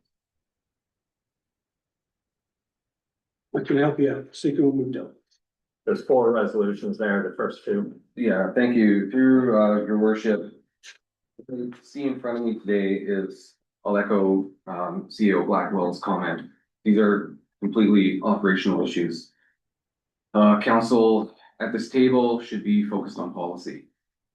I'm a 10-year professional engineer. I've been working in engineering for 20 years. I have, dealt with hundreds of contracts and tenders in that time. I have complete faith and in the content of documents that have been issued. I've personally submitted the last 8 procurement opportunities for the village, and I have no reason to offer any changes to the documents that have been submitted. All right, thank you very much for the feedback. We appreciate your guidance. Thank you. Okay, the 3rd and 4th, Mr. Blackwell. The third I can speak to, again, it's not good practice, it's not appropriate to have volunteers participating on an evaluation committee. Evaluation is a legal process. There's liability attached to it, and it has to be administered solely by the municipality. It's got no reflection on the quality of sort of the individuals. Mr. Rob it's fantastic, there's no question about that. But my job is to make sure that we are insulated against own goals, so to speak, and that would be set the stage for problems. Okay, and the 4th item, Can I speak to the third one? Mr. Blackwell is going to go through all 4 and then we'll go back to you, Councilor. The fourth one, I'm not sure what the purpose of, and that's not up to me. I mean, this is if council wishes to direct me for a structured committee to undertake any work it chooses, it's totally within the purview of council.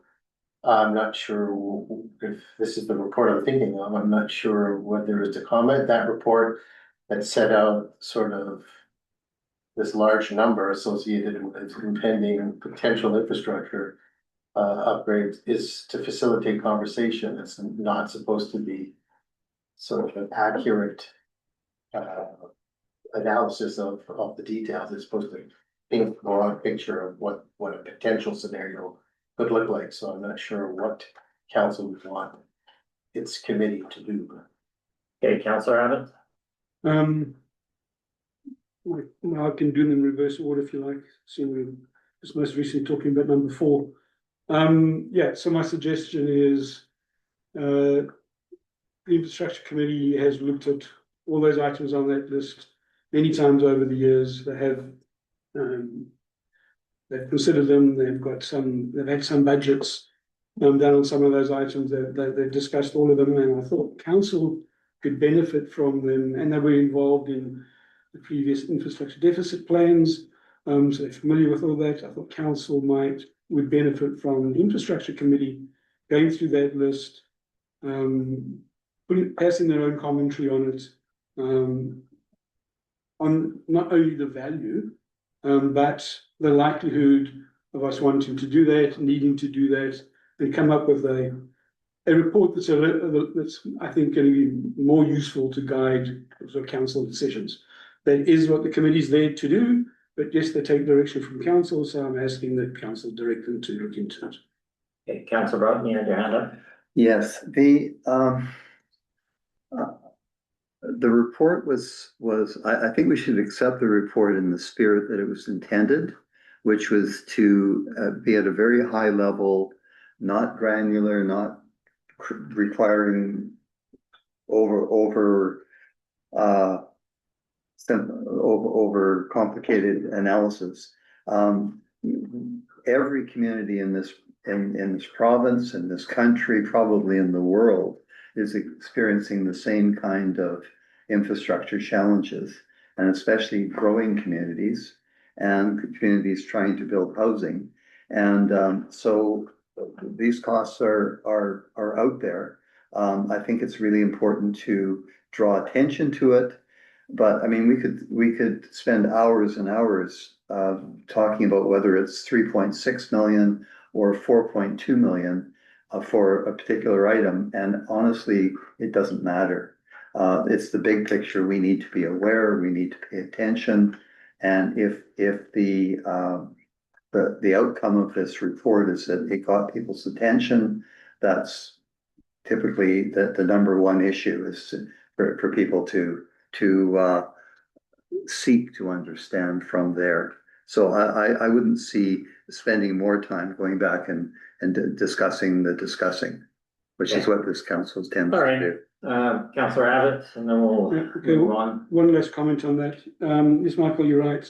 It did get people's attention. I've had many people contact me about it, alarmed at the number, and should they be panicking? Do I need to sell my house and get out of here? Is it real? No, it's not real number. I called it alarmist. Ross Preferred used alarming. We need to get a more balanced message back to council. There's no way on earth that the 400 houses in Lions Bay that aren't hooked up to the septic field are going to spend $83 million at over $200,000 each to put septic in. We're not going to do that. We need people to understand that they don't need to panic. And I think the infrastructure committee is the place to do that and give a more balanced report.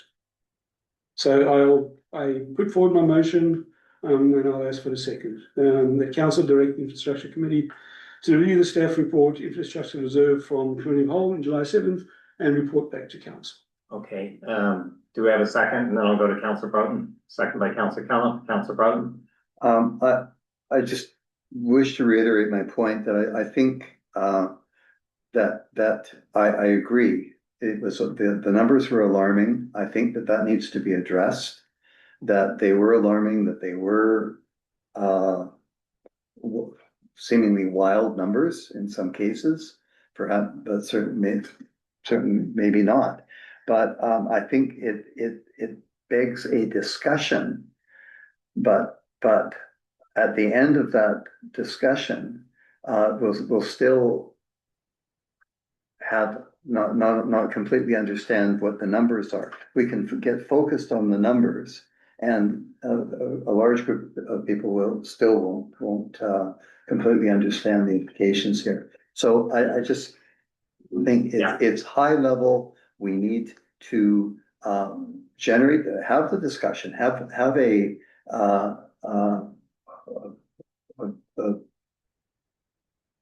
face-to-face town hall type of meeting, which we have talked about forever, about a whole bunch of issues in the community, but and have people be able to ask questions. Okay. But whether we go to the infrastructure committee and decide whether it's 7.6 million for something or a different number. All right. That's not what people. We're gonna go to Mr. Blackwell, and maybe you can comment if there would be some sort of town hall or a community get together that could address some of these items. Yeah, thank you.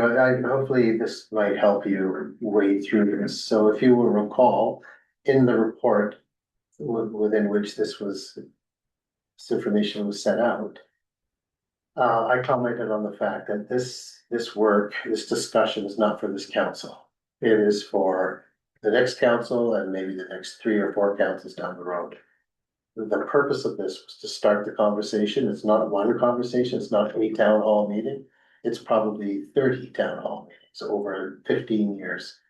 But right when I got here, what I noticed, no one is talking about this in any substantive way. There's the infrastructure committee is talking about it, but the rest of the community is not hearing about it. And it's a ticking time bomb. And it's my job to make sure that this sort of information makes its way to residents, and that's the purpose of this. So to Councillor Brown's point, no, these were sort of order of magnitude costs provided by a professional engineer. They're not wags, as they say, wild ass guesses. These are sort of Swags, what's that one? scientific wild ass guesses. I like that better. More official something. This is, as I say, just to begin the conversation, to begin the analysis. That's gonna take many years to sort of tease out and determine the path forward. The infrastructure committee doesn't cease to exist very shortly. So Okay. it needs to be, this discussion is something that needs to be sustained over a number of years. All right, Counselor, Abbott? I've put it forward, I've got a second. Call the Okay, question. we'll call the question. All in favor? Yes, Opposed? Okay, motion carried. Okay, next item is the 8.3.4. sorry, no, we didn't deal with we jumped. I said, should I deal with the fourth one next? We didn't do the third one yet. Okay, 1 to 3. Did you want to pull those? We have. No, we pulled 1 and 2, and then the CEO spoke to 3 and 4, and I said I'll do them in reverse order because it was freshest in everyone's mind, number 4. So I'd still like to do number 3. Okay. Okay, so Motion on the table now. sure, I could read the motion. That council directs staff to include CSM member John Robb on the RFP evaluation committee, and that a steering committee that includes the CSC be established for the natural asset inventory and the climate adoption planning process. Okay, so motion, do we have a second? So by Councillor Cunliffe, okay, discussion, Councillor Cunliffe. Through you to the CAO, would this not be inclusive in the other discussions with 1 and 2? That you said it wasn't appropriate to have a committee member. Okay, Could you Mr. Blackwell. elaborate on that again, please? Through you, yeah, what's the word, curating, I can't think of the word. The RFP and tender processes has to follow structure. Tenders are more rigid and fixed than RFPs. But through those processes, there is legal liability to ensure due process is followed, et cetera, et cetera, et cetera. When you have people that are not employed by the municipality, there's no control over how they score, there's no obligation for any individual, and this is no reflection on Mr. Rockdall, this is just generally speaking.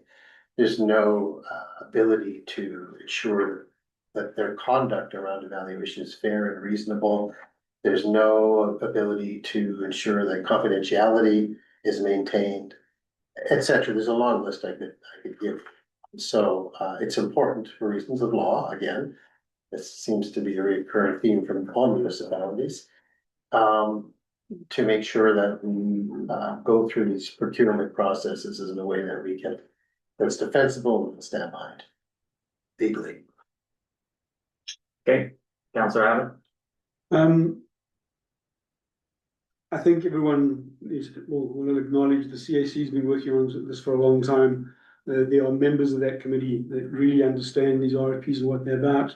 The director of operation freely admitted he needed to get up to speed when he came to the first meeting. There's been years of knowledge here, and I think we need to be able to tap into it. And that's the reason for the steering committee. The steering committee is not part of the evaluation I'm suggesting here.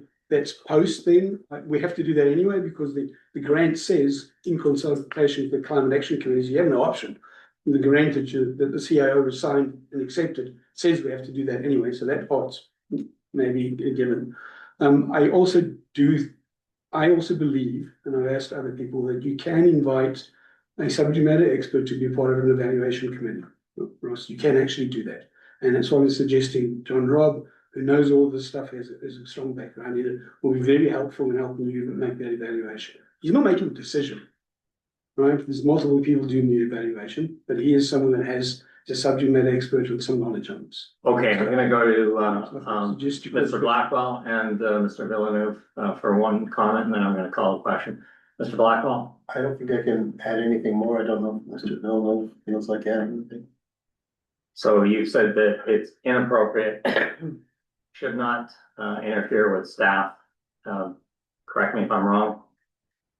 No, it's not appropriate, correct, for the reasons I said. It sets us, it creates a potential for liability. It's not to say that the evaluation committee, which has to be municipal staff, can't reach out to any entity it wishes to do that. But that sort of these decisions, you have a professional staff, you need to start trusting your staff that they know how to do their job. And if Mr. Villeneuve needs to reach out, he's a professional engineer, he will reach out. but, this is sort of unnecessary. Okay, I'm gonna go to, Councilor Broughton. Mr. Villeneuve, do you have a comment? No, okay, Councilor Broughton, and then we'll go to Councilor Abbott. I feel much better with the concept that staff are totally able to reach out and consult with the expertise that we have. Mr. Rob is an outstanding contributor in this. And my expectation, my hope would be that staff would in fact reach out and receive the benefit of his expertise. This is the same circumstance in many different areas of our community. We have an outstanding, bright, involved, engaged community of people willing to volunteer that we need to tap into in a meaningful way. And so, but not by legislating them onto committees, but by asking them, reaching out, consulting, and so on. I'm just a very quick point. I'm a bit confused that we're recommending a steering committee here, and yet no steering committee was recommended for the OCP process. So I just bit Mr. Blackwell. confused about that one. Thank you. Just to remind council, that was a recommendation of staff. It's a standard practice for OCP processes to have steering committees, which represent a cross section of the community. So that was a recommendation to council. Council chose not to go that route. Right, and that's what I'm pointing out, is that council chose to not do that in one case. Councilor Abbott, and then we'll call it. Okay, one last thing. It's not a matter of trust, Ross, at all. Trust me, it's absolutely, it's a matter of volunteers with expertise, in this case and in many cases, professional expertise in the industry. Some of these people are engineers, some of them want, offering to help. That's all it is. Term steering committee, I use that term, maybe that's the wrong term. It's not meant to be a steering committee in the formal steering committee. It's just meant to be a group within the CAC that understood these RFPs, started to develop the RFPs, that can give some guidance. I'm reading the room here and the concern with everyone.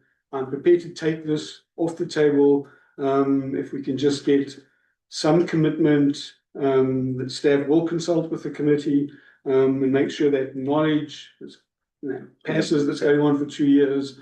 That they get to some of these people that are bidding this are actually known to members of these committees, not known personally, but known entities who had contacted us in the past and said, if you guys ever need a natural asset inventory, this is what they look like. Taught us about these things, and now they've been. We would like to be able to just pass that information. Okay, are you comfortable with that, Mr. Blackwell? My recommendation to council is, I'm a full supporter of steering committees.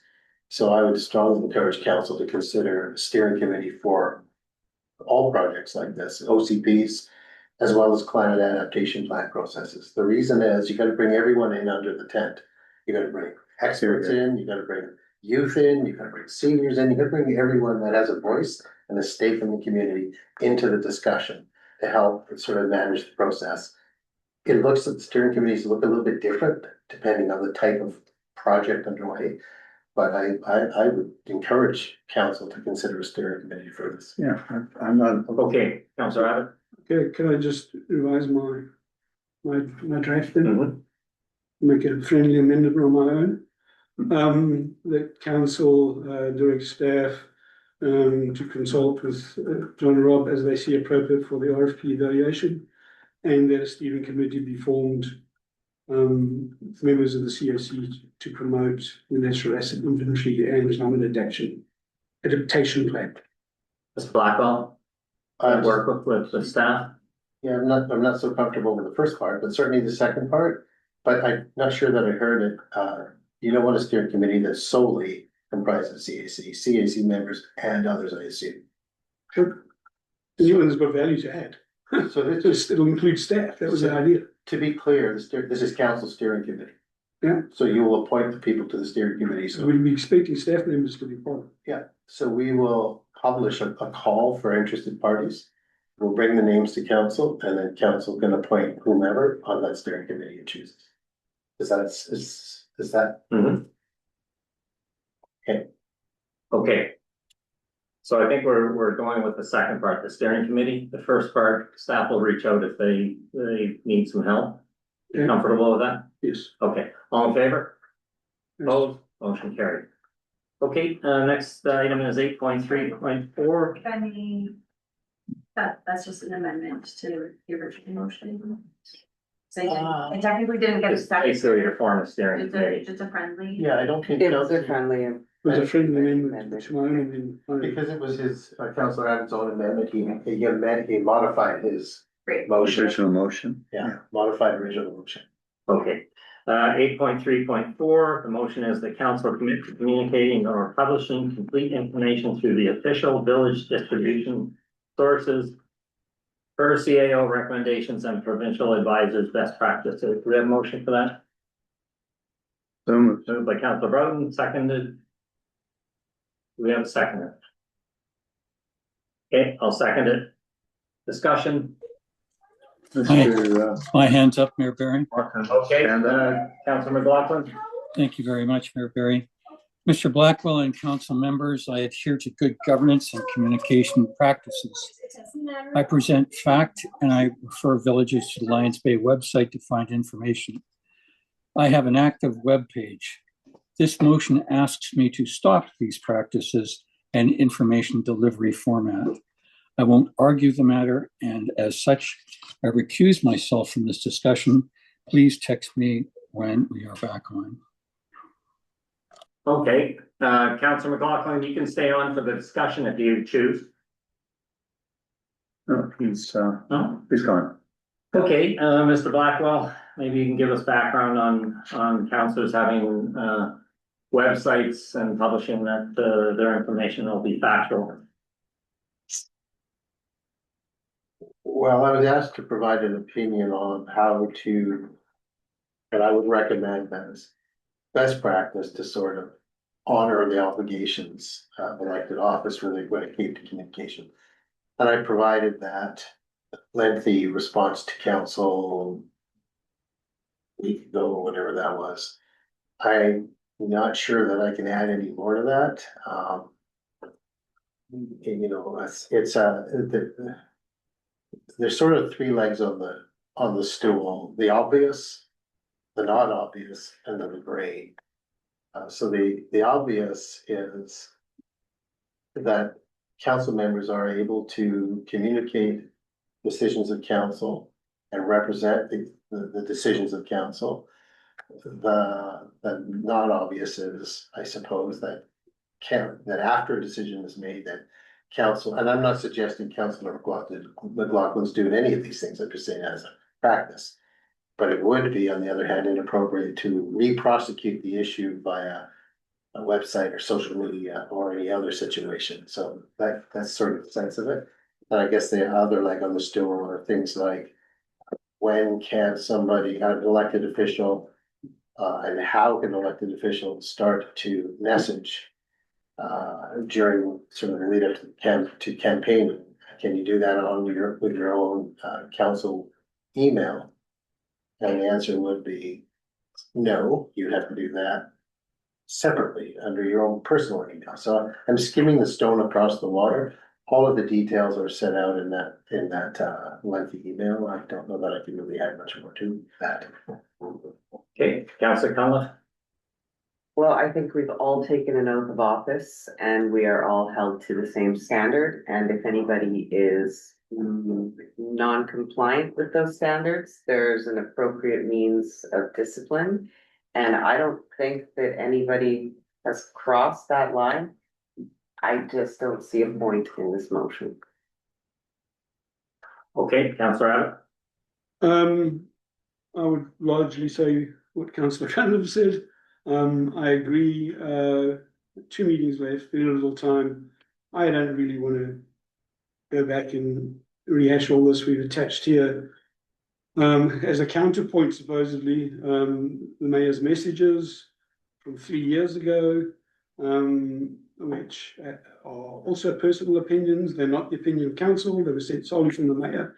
So I don't understand what that's meant to do. I think could you please? Point of order. You said they're the mayor's opinions.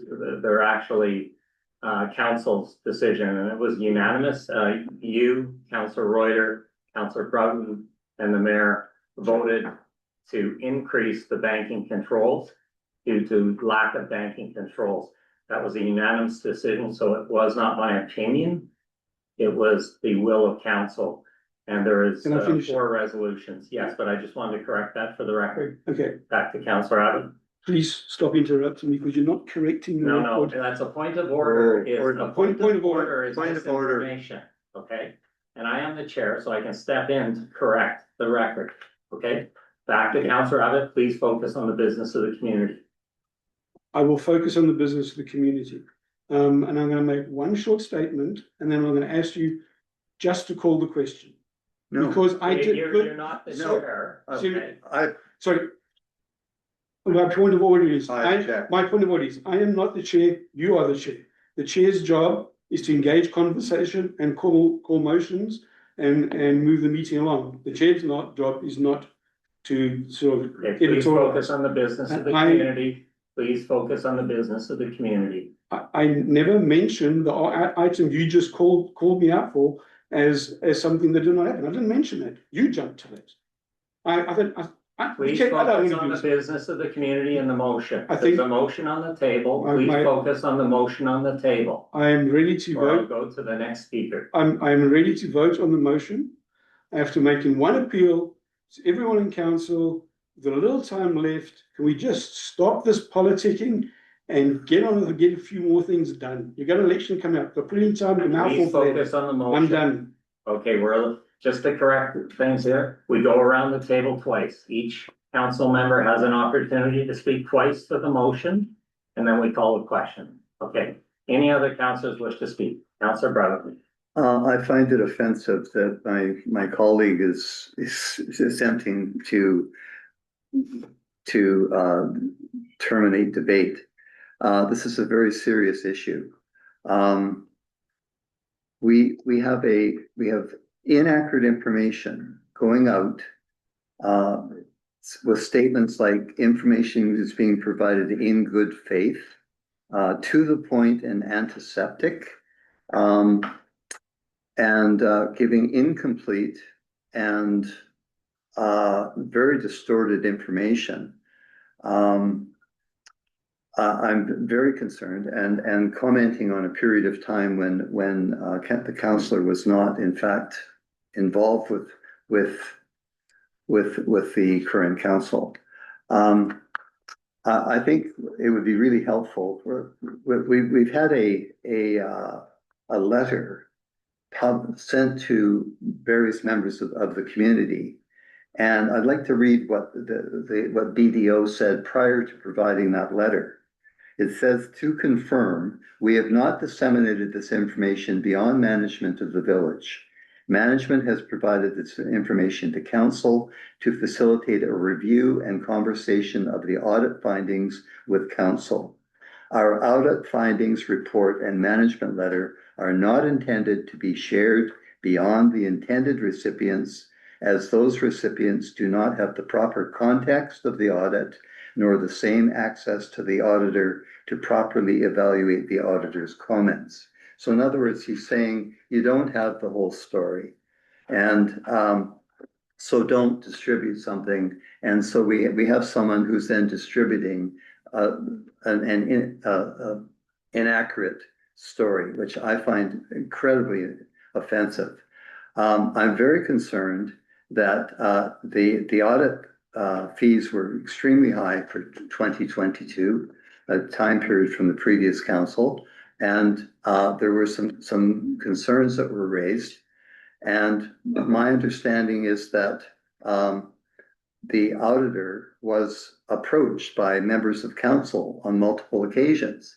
And I would like to assure the community that I did not approach the auditor, other than when I was requested to do so to provide questions by the senior auditor, by his senior manager.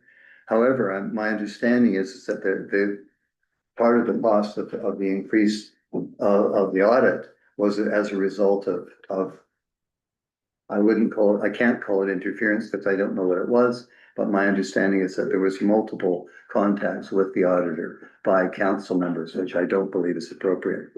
So, there were some very serious concerns with the financial picture of the community.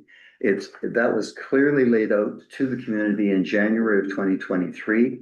Village members, village residents can watch the tape for those sessions where it was carefully outlined what the concerns were. We had $5 million in a savings account that we were writing checks on. The bank was concerned, the bank did indicate that there was it was possible for a single signature on checks. Now, there's no indication that occurred. It was an error on the bank's part. That was reported and that was corrected. And it was very important that happened. There were some serious challenges with the operation of the village. We had $5 million invested at a low interest rate, losing thousands of dollars a year in interest, possible interest, and also running, $300 to $400 to $500 a month in checking charges. And we were not using, 2022 capabilities of doing online transfers and so on. So there are some very serious concerns. If we're going to provide information, then the information needs to also be given an opportunity for it to be addressed. False information, and this is happening in multiple settings, and I'll be trying to address that with the next one. So the motion was put forward. We'll go around the table. We'll come back to you, Councillor Abbott. Okay. Motion was put on the forward because we don't have a code of conduct. Okay, and we saw earlier this evening the code of conduct once again after almost 3.5 years has been voted down. So we don't have a code of conduct which prohibits it. So the motion was put forward in good spirit, okay? Because right now what we have is a councillor that sent emails to who knows how many residents from his personal email service, and he's making claims about an audit of which financial controls basically needed to be shored up. And they were actually in place throughout Councillor McLaughlin's former tenure, okay? And after 6 weeks of this council, and it was Councillor Abbott, Councillor Broughton, and it was Councillor Reuter, and Mayor Barry. And we passed unanimously, the four of us, the following resolutions. The bank has instructions that no check or electronic transfer should be processed unless it has 2 signatures or electronic signatures. And the authorized signatures or electronic signatures be those only of the chief administration officer and an elected official or 2 elected officials of the municipality. A limit be placed on the amount of any check or transfer. That any amount above the limit would require additional written authorization from the chief administration officer or the mayor or acting mayor for such transactions. That was voted on, and it was 4-0 to implement these better financial controls. We also went on that the vulnerabilities in the village banking procedures be addressed immediately and on an urgent basis to ensure that the principles of separation, this is important, separation of functions of authorization, reporting, and control are met. And again, this was carried. Councillor Abbott voted for it, Councillor Boughton voted for it, the former Councillor Reuter voted for it, and I voted for it. And then best practices implemented for the treasury management per municipal regulations to maximize the return on the village's current, and at the time, $5.8 million. At the time, it was a low interest account. And again, this was in place through Councillor McLaughlin's tenure. Now, what we would ask is that Councillor McLaughlin communicate with the council, and we put messages out, and that's what this resolution calls for, is that the messaging go out through the village update when we have some information to go out. It's not appropriate that it goes out from a councillor's personal email or on a website because it's in conflict with the community. It's not the best practices for the community. Councillor Abbott, second time speaking, then we'll go around the table. Okay, and everything I'm saying is true and factual, so please don't interrupt me. No one else got interrupted, but I do every time. Touch on a few things I just heard. We do have a code of conduct. Yourself and Michael, Councillor Broughton, refused to sign it. You could have signed it. Auditor's letter does not only state what Michael says, and also the auditor's letter also confirmed that we had protections in place. And it's known that there was never a check passed without two signatures. Michael suggested that the auditor might have been interfered with. We know for a fact the auditor was interfered with by council members, and we know for a fact that he spent over $100,000 defending himself and then fired us. That's the truth. Why this council wants to go back to this after 3 years of putting it behind us, I have no idea. I'm against all of this. I've had my say, and I'm done. Okay, Councillor Broughton, you put your hand up, then we'll go ahead. Oh, Councillor Cunliffe. Councillor Broughton back to- spoken twice already. I would just like to say we've all taken an oath of office, and if we're non-compliant with the Elections Act or whatever, it will be pointed out to us, and there's a disciplinary channel in order to address it. This motion is unnecessary. This whole line of discussion, in my mind, is not constructive, and it is not in the best interest of the residents. Okay. All right, motion on the table is that council commit to communicating or publishing complete information through the official village distribution sources, per CAO recommendations and provincial advisors' best practices. Before I speak, I'll ask Mr. Blackwell just to give us feedback on running a parallel website by a councillor to put up factual information. You know, I really would prefer not to weigh in on this any more than I have. I don't know what I'm trying to help council through this. That was the purpose of my email, was to help council through this. You know, the information is all there. It's about the willingness to sort of read it, and understand it and honor it. I can't do any more than provide the information. It's up to everybody else around the council table to choose what to do. So I don't know what I can do to more. Am I speaking English still?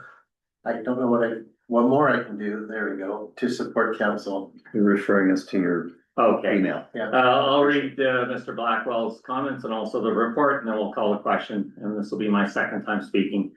Creation of an alternative official information channel by inviting residents to rely on a personal website for factual information or municipal matters. The communication risks competing with the municipality's official communications and potentially creating confusion. The official record is established through council agendas, reports, minutes, bylaws, policies, and other municipal publications, not through an individual councilor's personal website. Okay, with that, I'll call the question. All in favor? Opposed? Opposed. Okay, motion defeated. Councillor Cunliffe opposed, Councillor Abbott opposed. Text councillor. Would you like me to? Yeah, you can text. Okay.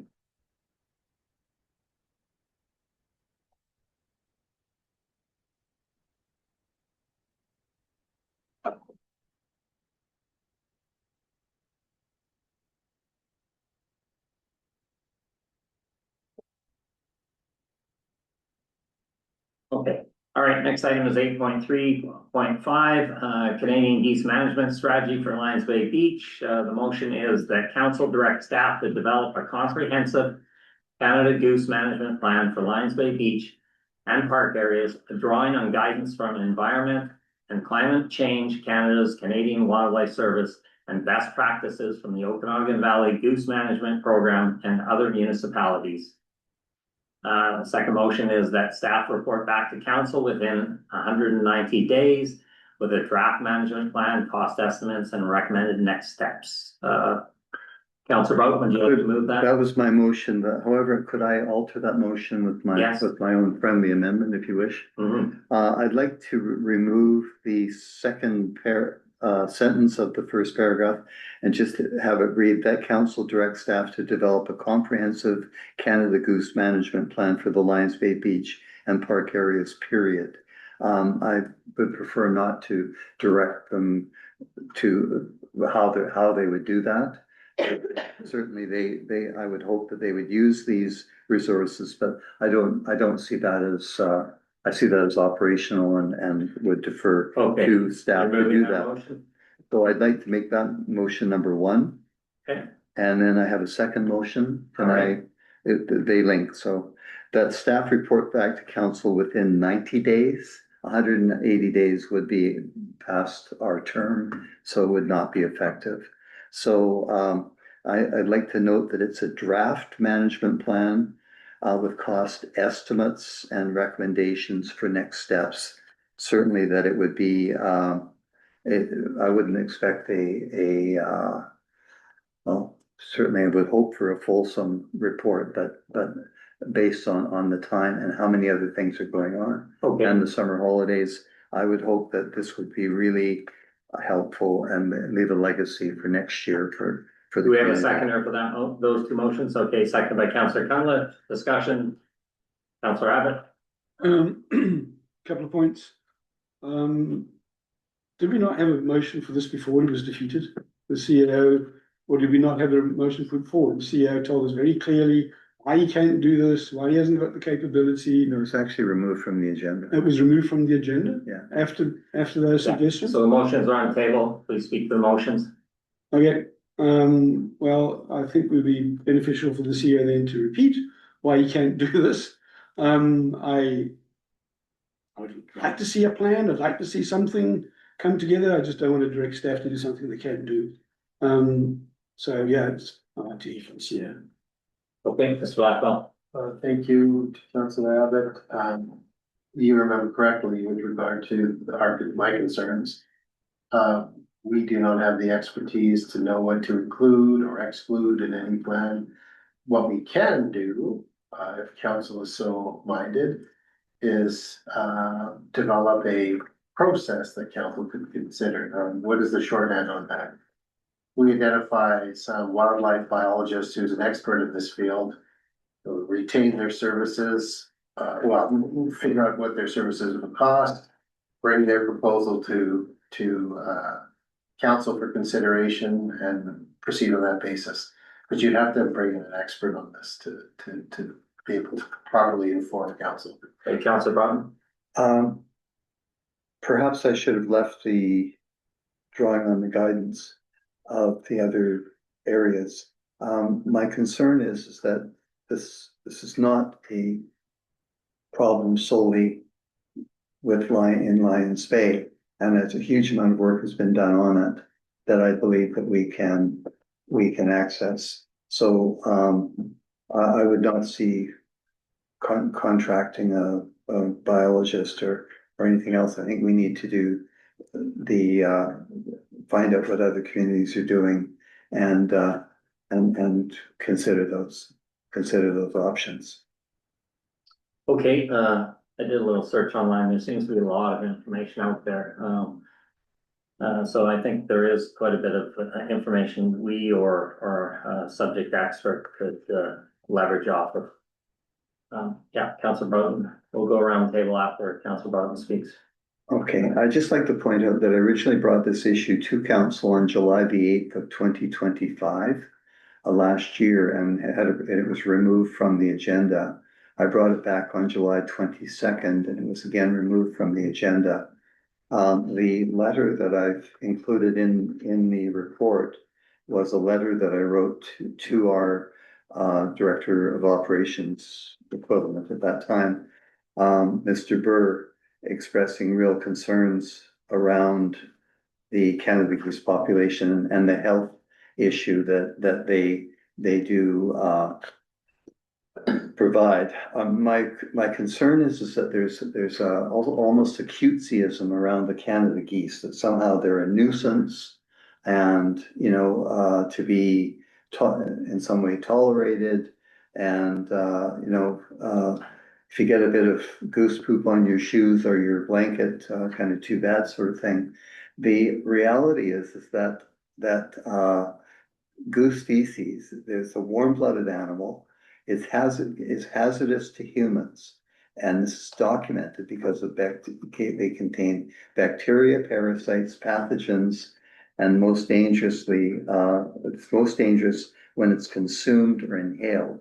Consumed sometimes by small children and inhaled after you've tracked it into your car or tracked it into your home or whatever else, tracked it into your car or onto a beach blanket and then had a child lie on it and inhaled. It is a serious issue. The complications of salmonella, as is typically one of the most voracious of the concerns, and that is what are the complications of salmonella in humans for both, especially for young and old, complications of non-typhoidal salmonella invasive disease such as facial abscesses, meningitis, osteomyelitis, myelitis, lung infections, and septic arthritis can be severe, debilitating, and life-threatening. And so it's a serious matter. It needs to be addressed, and it's not addressed by removing it from the agenda, and it's not addressed by saying, well, we'll throw up our hands. There's lots of suggestions, lots of ideas. Okay, And our villagers certainly have lots of. any other comments before we call a question? No, Councillor Abbott, before we call a question? Yeah, I would just like to be clear on the question is it something? Councillor Brown. Something that staff read can the actually first motion. act on. Read the first motion that you amended. Okay, the motion as amended. I'm sorry, is that council directs staff to develop a comprehensive Canada Goose management plan for Lions Bay Beach and Park areas. And that they report back within 90 days with the findings at that time I think is the best we'll do, with the draft management plan, cost estimates, and recommended next steps. Okay, all in favor? Opposed, motion carried. Thank you. Okay, next item is 8.3.6, Fortis BC heli jet flights, and Councillor Abbott, you put this on for information or decision, I see.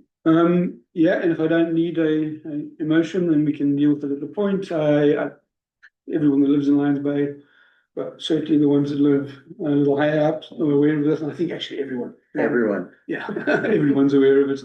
Some more than others as well. Yes. I believe, so we all know what it's about. It's about helijet flying workers to the Fortis gas line. I'm told it's going to carry on until the end of October. There's a resident who has some knowledge in this field. He's actually a pilot. He looked at the flight plans and he suggested that if they just flew a couple of kilometers south of the village, with far less impactful on everyone, and he'd written Fortis, but not got any traction on that. Not speaking to him, I suggested, well, if we wrote something from the village, and I think without doing a poll or anything, you need to take our words on this one, Ross. I think every council member will tell you it's not just that or one or two Facebook posts or that letter. Go out the street and talk to them. Everyone's concerned and stressed about this. People aren't getting a night's sleep. So I think it's important. I'm happy to adjust the motion to be something that you can actually do, which I tried to do in my previous motions, but I'm not sure we did in the last one. But so my motion is currently, as it's saying, is council direct staff to send an official request to Fortis BC and Helijet based on Mr. Kurt's previous correspondence on behalf of the village, requesting Helijet be directed to alter their flight path. I understand who has jurisdiction. You've pointed that out. We cannot tell them what to do, so maybe the directed is the wrong word, but it's an appeal. Coverage. That be accurate? Yeah, Mr. Blackwell. Thank you to you, to Councilor Abbott, where you would I could change the word directed to encouraged, if that's what you like. That's my amendment then. Okay, you can work with that. I changed the word directed at the end to encouraged. Okay, any comments by other councillors? Councillor Cunliffe and Councillor Brown. I'm curious, how would this flight path, because it is constant and people are it's not sitting well. it's akin to the water, the boat that was people and the motorcycles. But would this interfere with search and rescue operation at all? Like, is there enough air? I don't know. I know when you fly a plane, you kind of have to stay in your lane. Can a few helicopters up there that aren't just fighting firefighters have a free for all, or could this potentially conflict with an operation safety or a rescue? Thank you, through you, the Councilor Cunliffe. No, so flight plans are regulated to the extent I understand through NAV Canada. So the flight plans have to be established, they have to be submitted, they have to be approved. But through that process, they consider everything, proximity to urban areas, et cetera, et cetera, et cetera. So as you, I'm sure, are already aware, and as Councilor Abbott has already said, it's solely So they're not even aware we exist here. or care, to be quite honest. They have far bigger fish to fry. Yeah. However, there's nothing wrong with putting a letter to these folks saying, you know, these helicopter trips, we understand that they're important. We get that, we're supportive of sort of whatever. However, they're very disruptive for this community. If there's any way to adjust your flight paths to reduce the impact, it would be very welcomed by the community. And a letter like that would be totally You fine. could also mention that they might even be bored of this particular route. And so for the last few months, give them something. I to know a look more at. scenic route. You never know. Councilor Bowden? Um. The, uh. Sorry, go ahead. Okay, if there's no other comments, we'll call a question.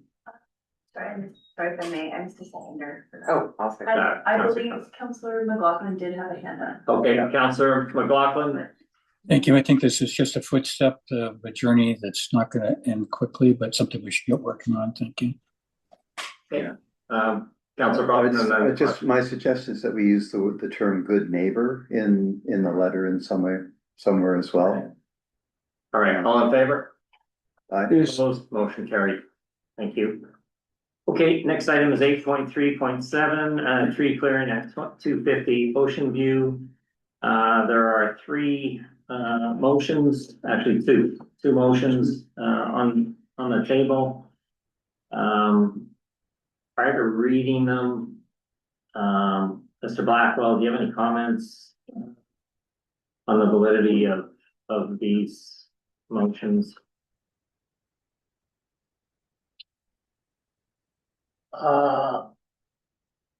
Well, so there's two. One is to do with the removal of a driveway, and the other is to do with circumstances in relation to land clearing and associated with the subdivision application, et cetera.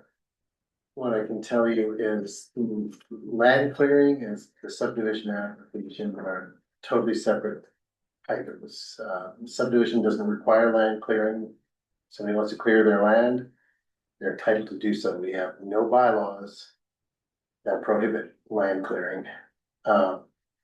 So whether the applicant chose to cut down trees on their property or not is not our business legally.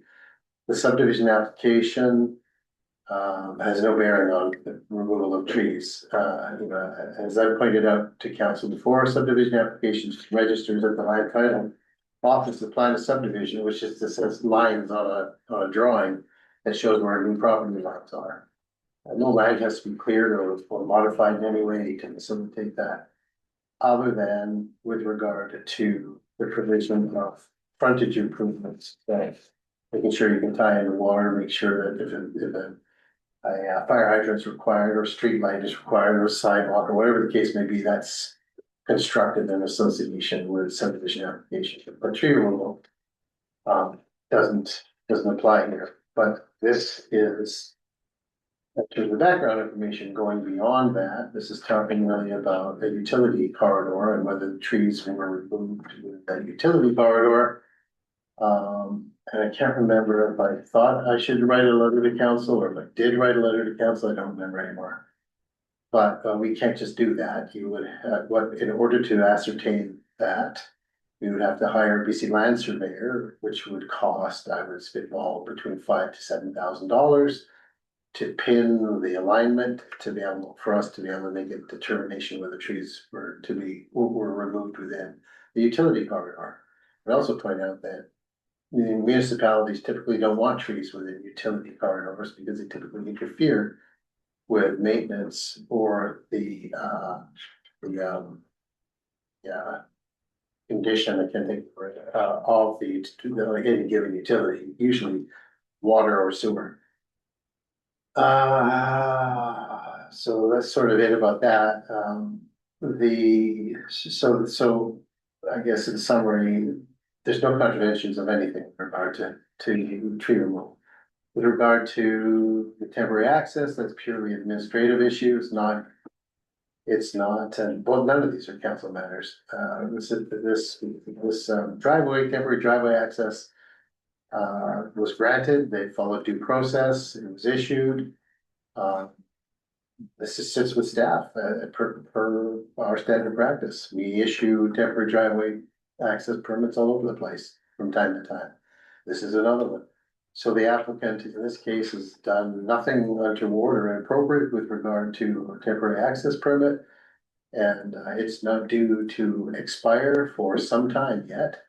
But when it is due to expire, we will have to follow the terms and conditions set out in that permit. So that's all I can sort of contribute to the background of our case. Okay, Councillor Abbott. Yeah, I'm really confused.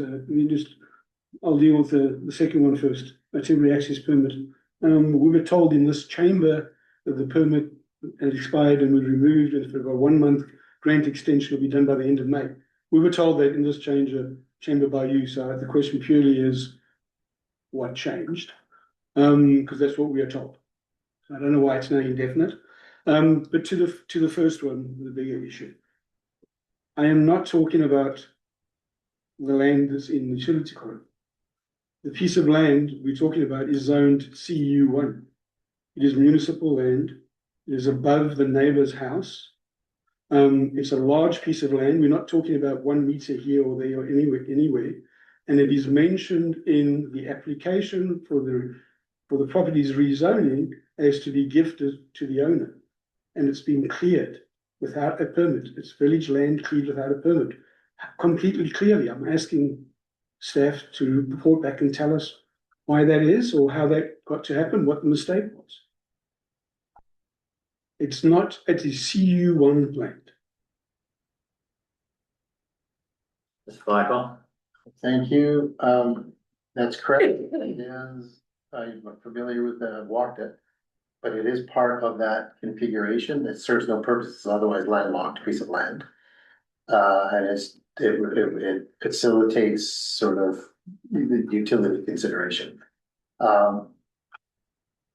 So as I say. Sorry, you said it's on the owner's property. It's not on his. No, I property. didn't say that. He just said he did nothing on his cleared land on his trees on his own property. That's what. I'm not talking about his own property, I'm talking about this piece. Okay. Understood. That was clear. All right. Yeah, so, yeah, there's a distinction so the trees on the owner's property is entitled to do. No argument there. We're not talking about that. With regard to municipal utility corridors or any sort of municipal land, the bylaw applies.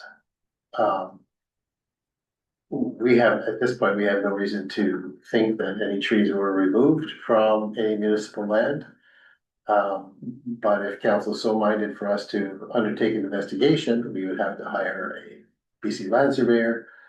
And we would have to determine what, if any, trees are taken down and whether there are any implications associated with those trees. Were they undersized? Were they not? I don't know. And the other consideration that would have to be factored in is would the municipality normally want those trees to be removed anyway?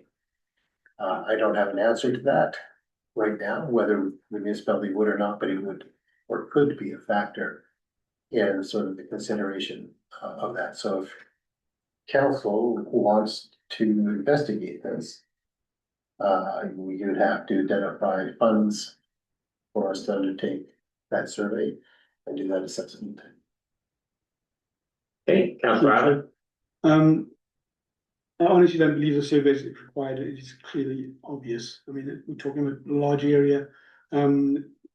If the resident who cleared the trees wants to argue the point, he could be asked to provide a survey. I don't know that we need to.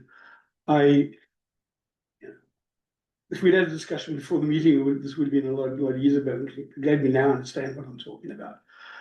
So our tree policy is, there was no tree permit applied for.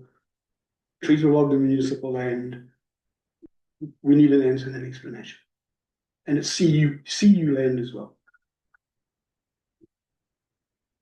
Community use one, you know what it means.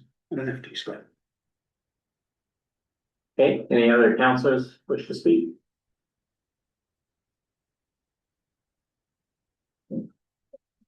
No other comments? Well, I do have a question if you to the chair.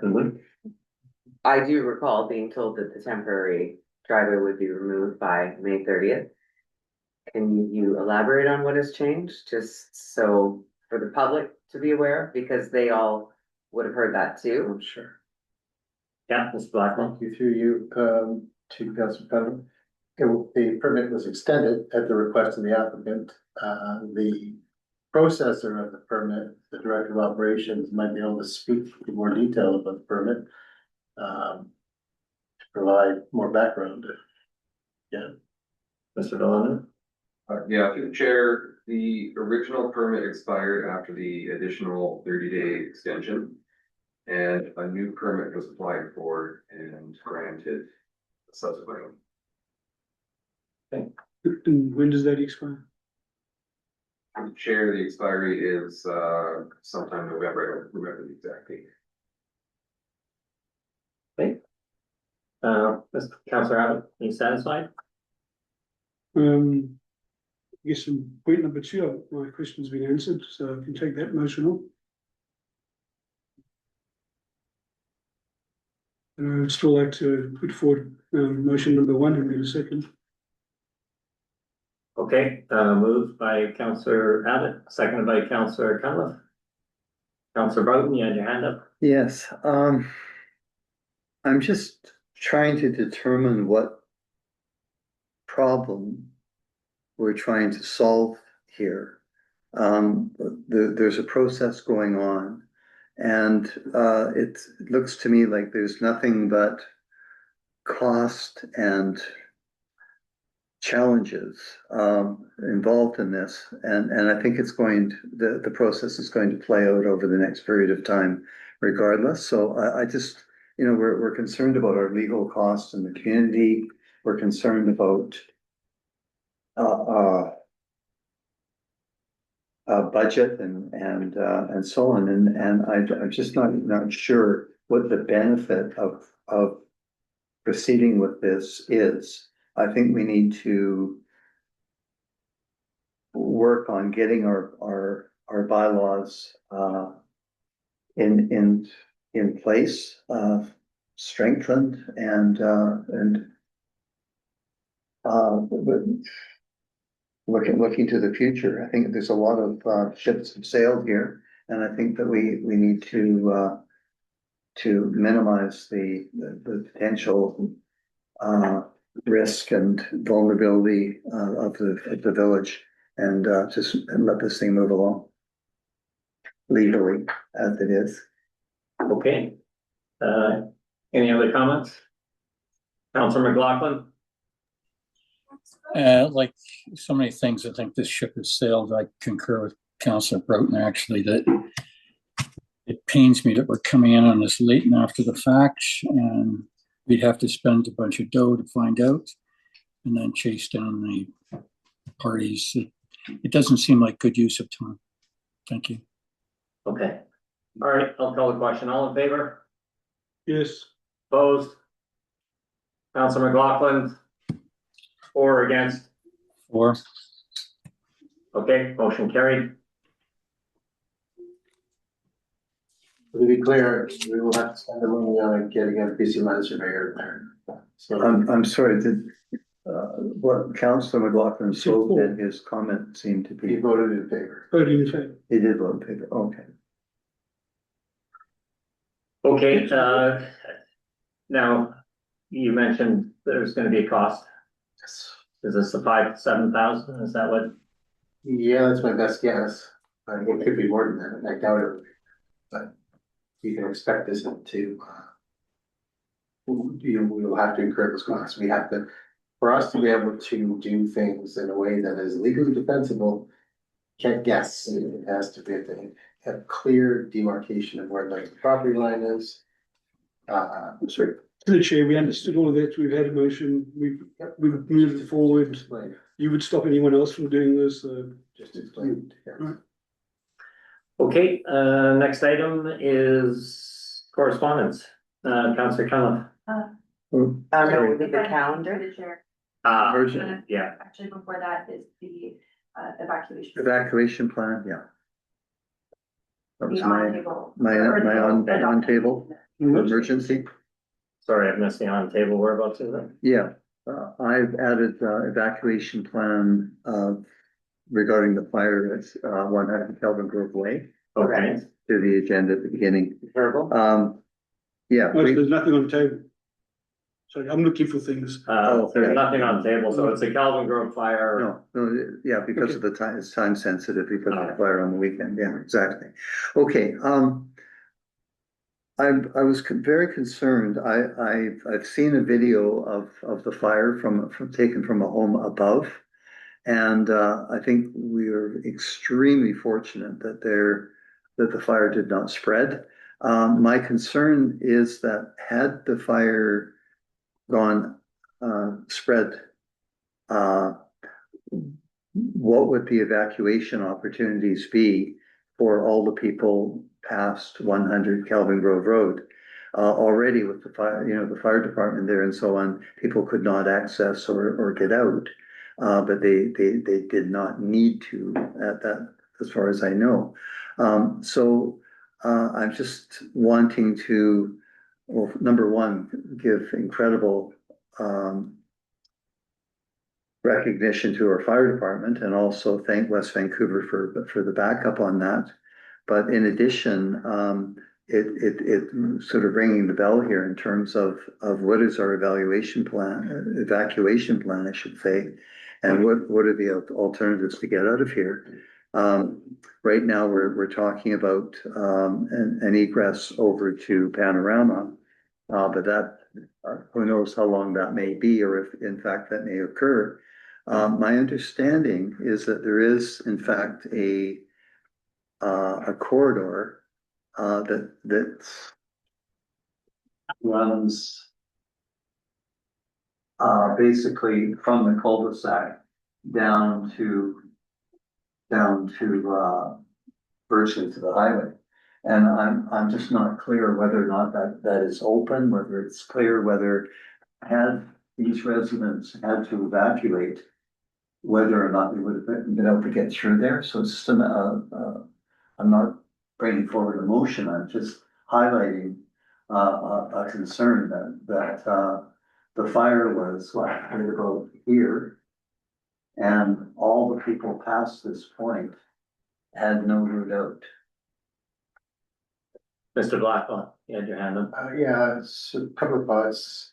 You should be discussing these matters at committee of the whole, again, because there's no decision here. Right. Secondly, if you want to discuss the evacuation plan, you really should invite the EPC here to talk to you about this, because otherwise, I mean, I can't contribute anything. EPC, Mary Brown, is the one that has her fingers on the pulse with regard to this. Exactly. Yeah. So Well, as I said, I'm not looking for a definitive outcome. It is a discussion. It's not but it's certainly current and it's certainly serious. So I wonder if we should discuss this if we have. I would just request that it comes to the committee of the whole prior to the RCM on September 1st. It is important. I did drive by there and it is alarming in that corridor that you speak of. It's not a trail. Like you're just freewheeling through the woods trying to get out. So Right. It's definitely important, but time and place. Councillor Allen? Slightly alternate suggestion. We have a new fire chief. We have a new evacuation plan. It's been shared with members of the public and we've been part of one working session in our area. We've had this incident, we've had residents raise concerns. That's not the only overgrown trail. There are lots of them in the village. I'll show you the highlights on the map. We need an EPC meeting to discuss this. That's the meeting we need, not us going to a committee of the whole meeting. So I would suggest we call an EPC meeting as soon as we can, and at least have one EPC meeting with this council before we wrap up. Is my suggestion. Could my motion and just be that we refer this matter to the EPC committee? Okay, Or was that do we have a EPC second? Yeah. It's the EPC. EP. Do we have a second? I'll second it. Okay, all in favor? Yeah. Opposed, motion carried. Okay, over to correspondence, Councilor Cameron. So unless anybody wants to discuss anything in general correspondence, interesting things going on in the city of Merritt in regards to pigeon release. I would take that as received. And with the resident correspondence, I believe all of the points that were raised in this correspondence were touched on this evening. So unless there's another councillor that would like to pull something out to discuss, I think we've satisfied correspondence. All right, we'll move right to the calendar. Just one last question. The LGCAP funding from regional districts, another one. And so, as I said earlier, I'm trying to speak to the MLA as council directed me to. And I have one new matter around LGCAP that's in the agenda that I'd like to add. Okay, we'll move right to new business. Could I just pick up on code of conduct? July the 8th, we did receive correspondence regarding, updating of code of conduct, and there's also another matter around parental leave. But, code of conduct needs to be addressed. Unfortunately, fortunately, we did do first reading this evening, so hopefully we can move ahead with that. Okay. Provide leadership to the community. All right, any new business? Yeah, new business. LGCAP discussion. That's what we just saw in correspondence and what we had in our package. The LGCAP report on page 136 has some tables, and on the top table in the top left-hand corner, it refers to the total emissions. 2020, we had 51.2 total emissions. And 2024, it was down to 45.3, which is good. And last year, it jumped up to 49. Review of what caused that. It is gasoline consumption doubled last year. Why did it double? It doubled because we have an F-150 pickup truck that's now being counted in here. Power use that operates 10, 12 hours a day through the summer. I'm sure it's using more fuel than any other vehicle, or all of the other vehicles, almost all of them combined by this report. So these are based on the numbers we've received. I think we need to find a way to fix this. Like to bring it back to council at some point. I don't know. I mean, LGCAP don't seem to be punitive. But we've taken this money, we spent them on reducing emissions, and then in 1 year we've gone backwards. Our goal, we committed to a goal in 2030. I think our reduction was meant to be 30% in 2030. I can't remember the exact number. Let's go back and look at the reports, and we were on track to do that if it wasn't for this decision on this bylaw. So I hope we can bring that back to the next council meeting. Okay, great. All right, we'll move to the calendar. Anyone have any changes, amendments on the calendar? Yeah, So the reason this is on here is that if you look at the calendar dates, and I can't remember them all off the top of my head, you have council meetings scheduled for September 1st, September 22nd. 2nd, and October 6th. 6th. And that's those three are your last council meetings. The council Do we meeting, not have one on the 20th? the council meeting following the election on the 17th, Is to swear in. is sort of slap everybody on the back, way to go, between you guys. Oh, I see. One of those meetings, there's really no work of any consequence other than anything significant. Sure. and public participation. So I'm not confused. We don't have a council after the 17th. Yeah, the 20th. 20th. We don't have a council. Yeah, you do. Yeah, What- yeah. We do Council, until- the council is in effect until November the 1st. November the 3rd. So the next council meeting, I believe, is November 3rd. Mm. All council members have to be sworn in by the 10th. So at that November 3rd council meeting, everyone will get sworn in. So the question is council comfortable with this calendar as it stands? Knowing you can always adjust it in time between now and then, or at this point, do you want to make any changes? All right, any comments? So I hadn't considered that till now. I get the technicality. So council's a continuum. So we are a council until the other one's sworn in, Yeah. even if we lost in an election or didn't run. Correct. Okay, get that now. Should have thought of that. I didn't know that. Okay, I personally don't know why we meet on the 20th, to be honest.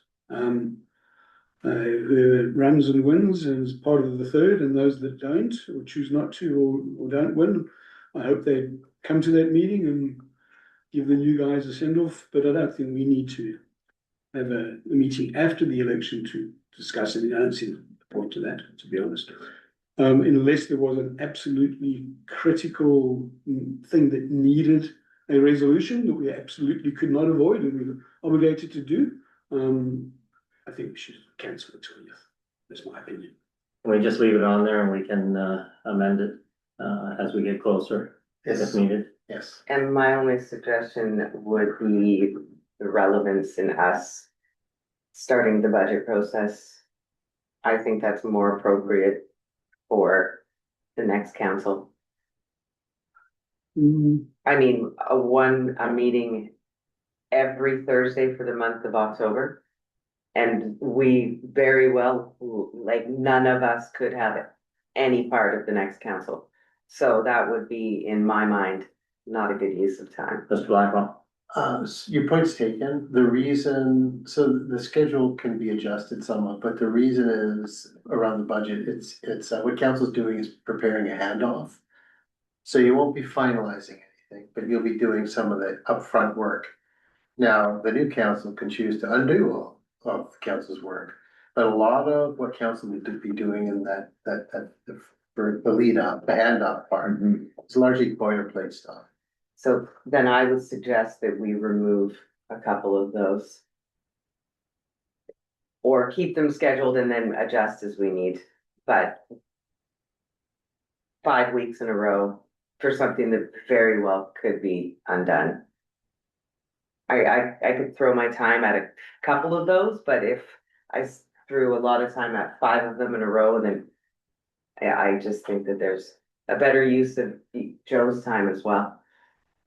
Through the chair. Okay, Councillor Allen? To the handoff suggestions, we heard earlier, the financial officer is going to come back with the 3rd quarter report. Or did he tell me that privately today? Maybe he did. He's going to come back with one more of the 3rd quarter report. We need to make sure the legacy budget items are cleaned up, and that we've, done the forecast. So I think we should have at least that one meeting, and that's the handover. Can it be done in one meeting? I don't think so. So we should pick one of those dates, and I would say the earlier one, it has to be late enough for the financial officer to have done his report. So if he closes out on the 30th of September, it can't be the 1st. So it's either the 8th or the 15th. Should be that committee of the whole meeting. The 15th is 2 days before the election. So I'd say the 8th is probably the only opportunity. I suggest we have one meeting on the 8th. A special meeting. Well, one committee of the whole meeting to discuss Or that committee of the whole, see. instead of, Right. to Jeremy's point, not having all 5. Yeah. Just a very small, to Councillor Cunliffe's point, when the calendar was created, because of the success of pre-scheduling or doing all of those budgeting meetings, just kind of put them in there. It was much easier to cancel than try to rally everyone. So it was just kind of more earmarking. I don't think the intention was to necessarily hold every single one of those. Understood. But yeah. Planning, Sorry. yeah. Pre-planning always a good thing. for you. Why don't we all take a closer look at it, think about it, and then respond, maybe send an email to Mr. Blackwell and Crystal, and then we can land on something. All right, I don't think it needs, it's not critical. Sure, I have my comments already. Yeah, I think, yeah, it's fine, we will make mid-course corrections. yeah, I mean, it looks like a lot of meaning there. All right, On that same note, please check your emails. Because, you have all of the, all of you are signed up for the UBCM. UBCM. Yeah. Now, I don't remember if in that resolution, because it was recorded, council wanted my attendance at the UBCM or not. We don't have a record of it, so I would need that. do you normally attend? Yes. I'm fine with that. If we do have to actually get granted audience by a minister, it would be helpful to have you there. I suspect you'll get at least one. It'll be sort of the handoff. Thank you for being a municipality. Okay, we're gonna move to public questions. Anyone in the gallery wish to speak? No? Anyone online, Crystal? No. Okay, a motion to adjourn. Oh, sorry. Is there hand up? Oh, again, our friend with no name ending in 507. Okay, person that's got their hand up, if you could announce who you are, we'll allow you to speak, but we have to know who's behind the hand. And you have to unmute yourself. Okay, with that, motion to adjourn. Okay, seconded by Councilor Cunliffe, all in favor?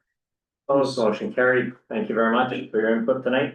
I don't think that hand ever came down, actually. No, it did. Oh, did it? And are we, This is yours. So recording it. It's a different issue.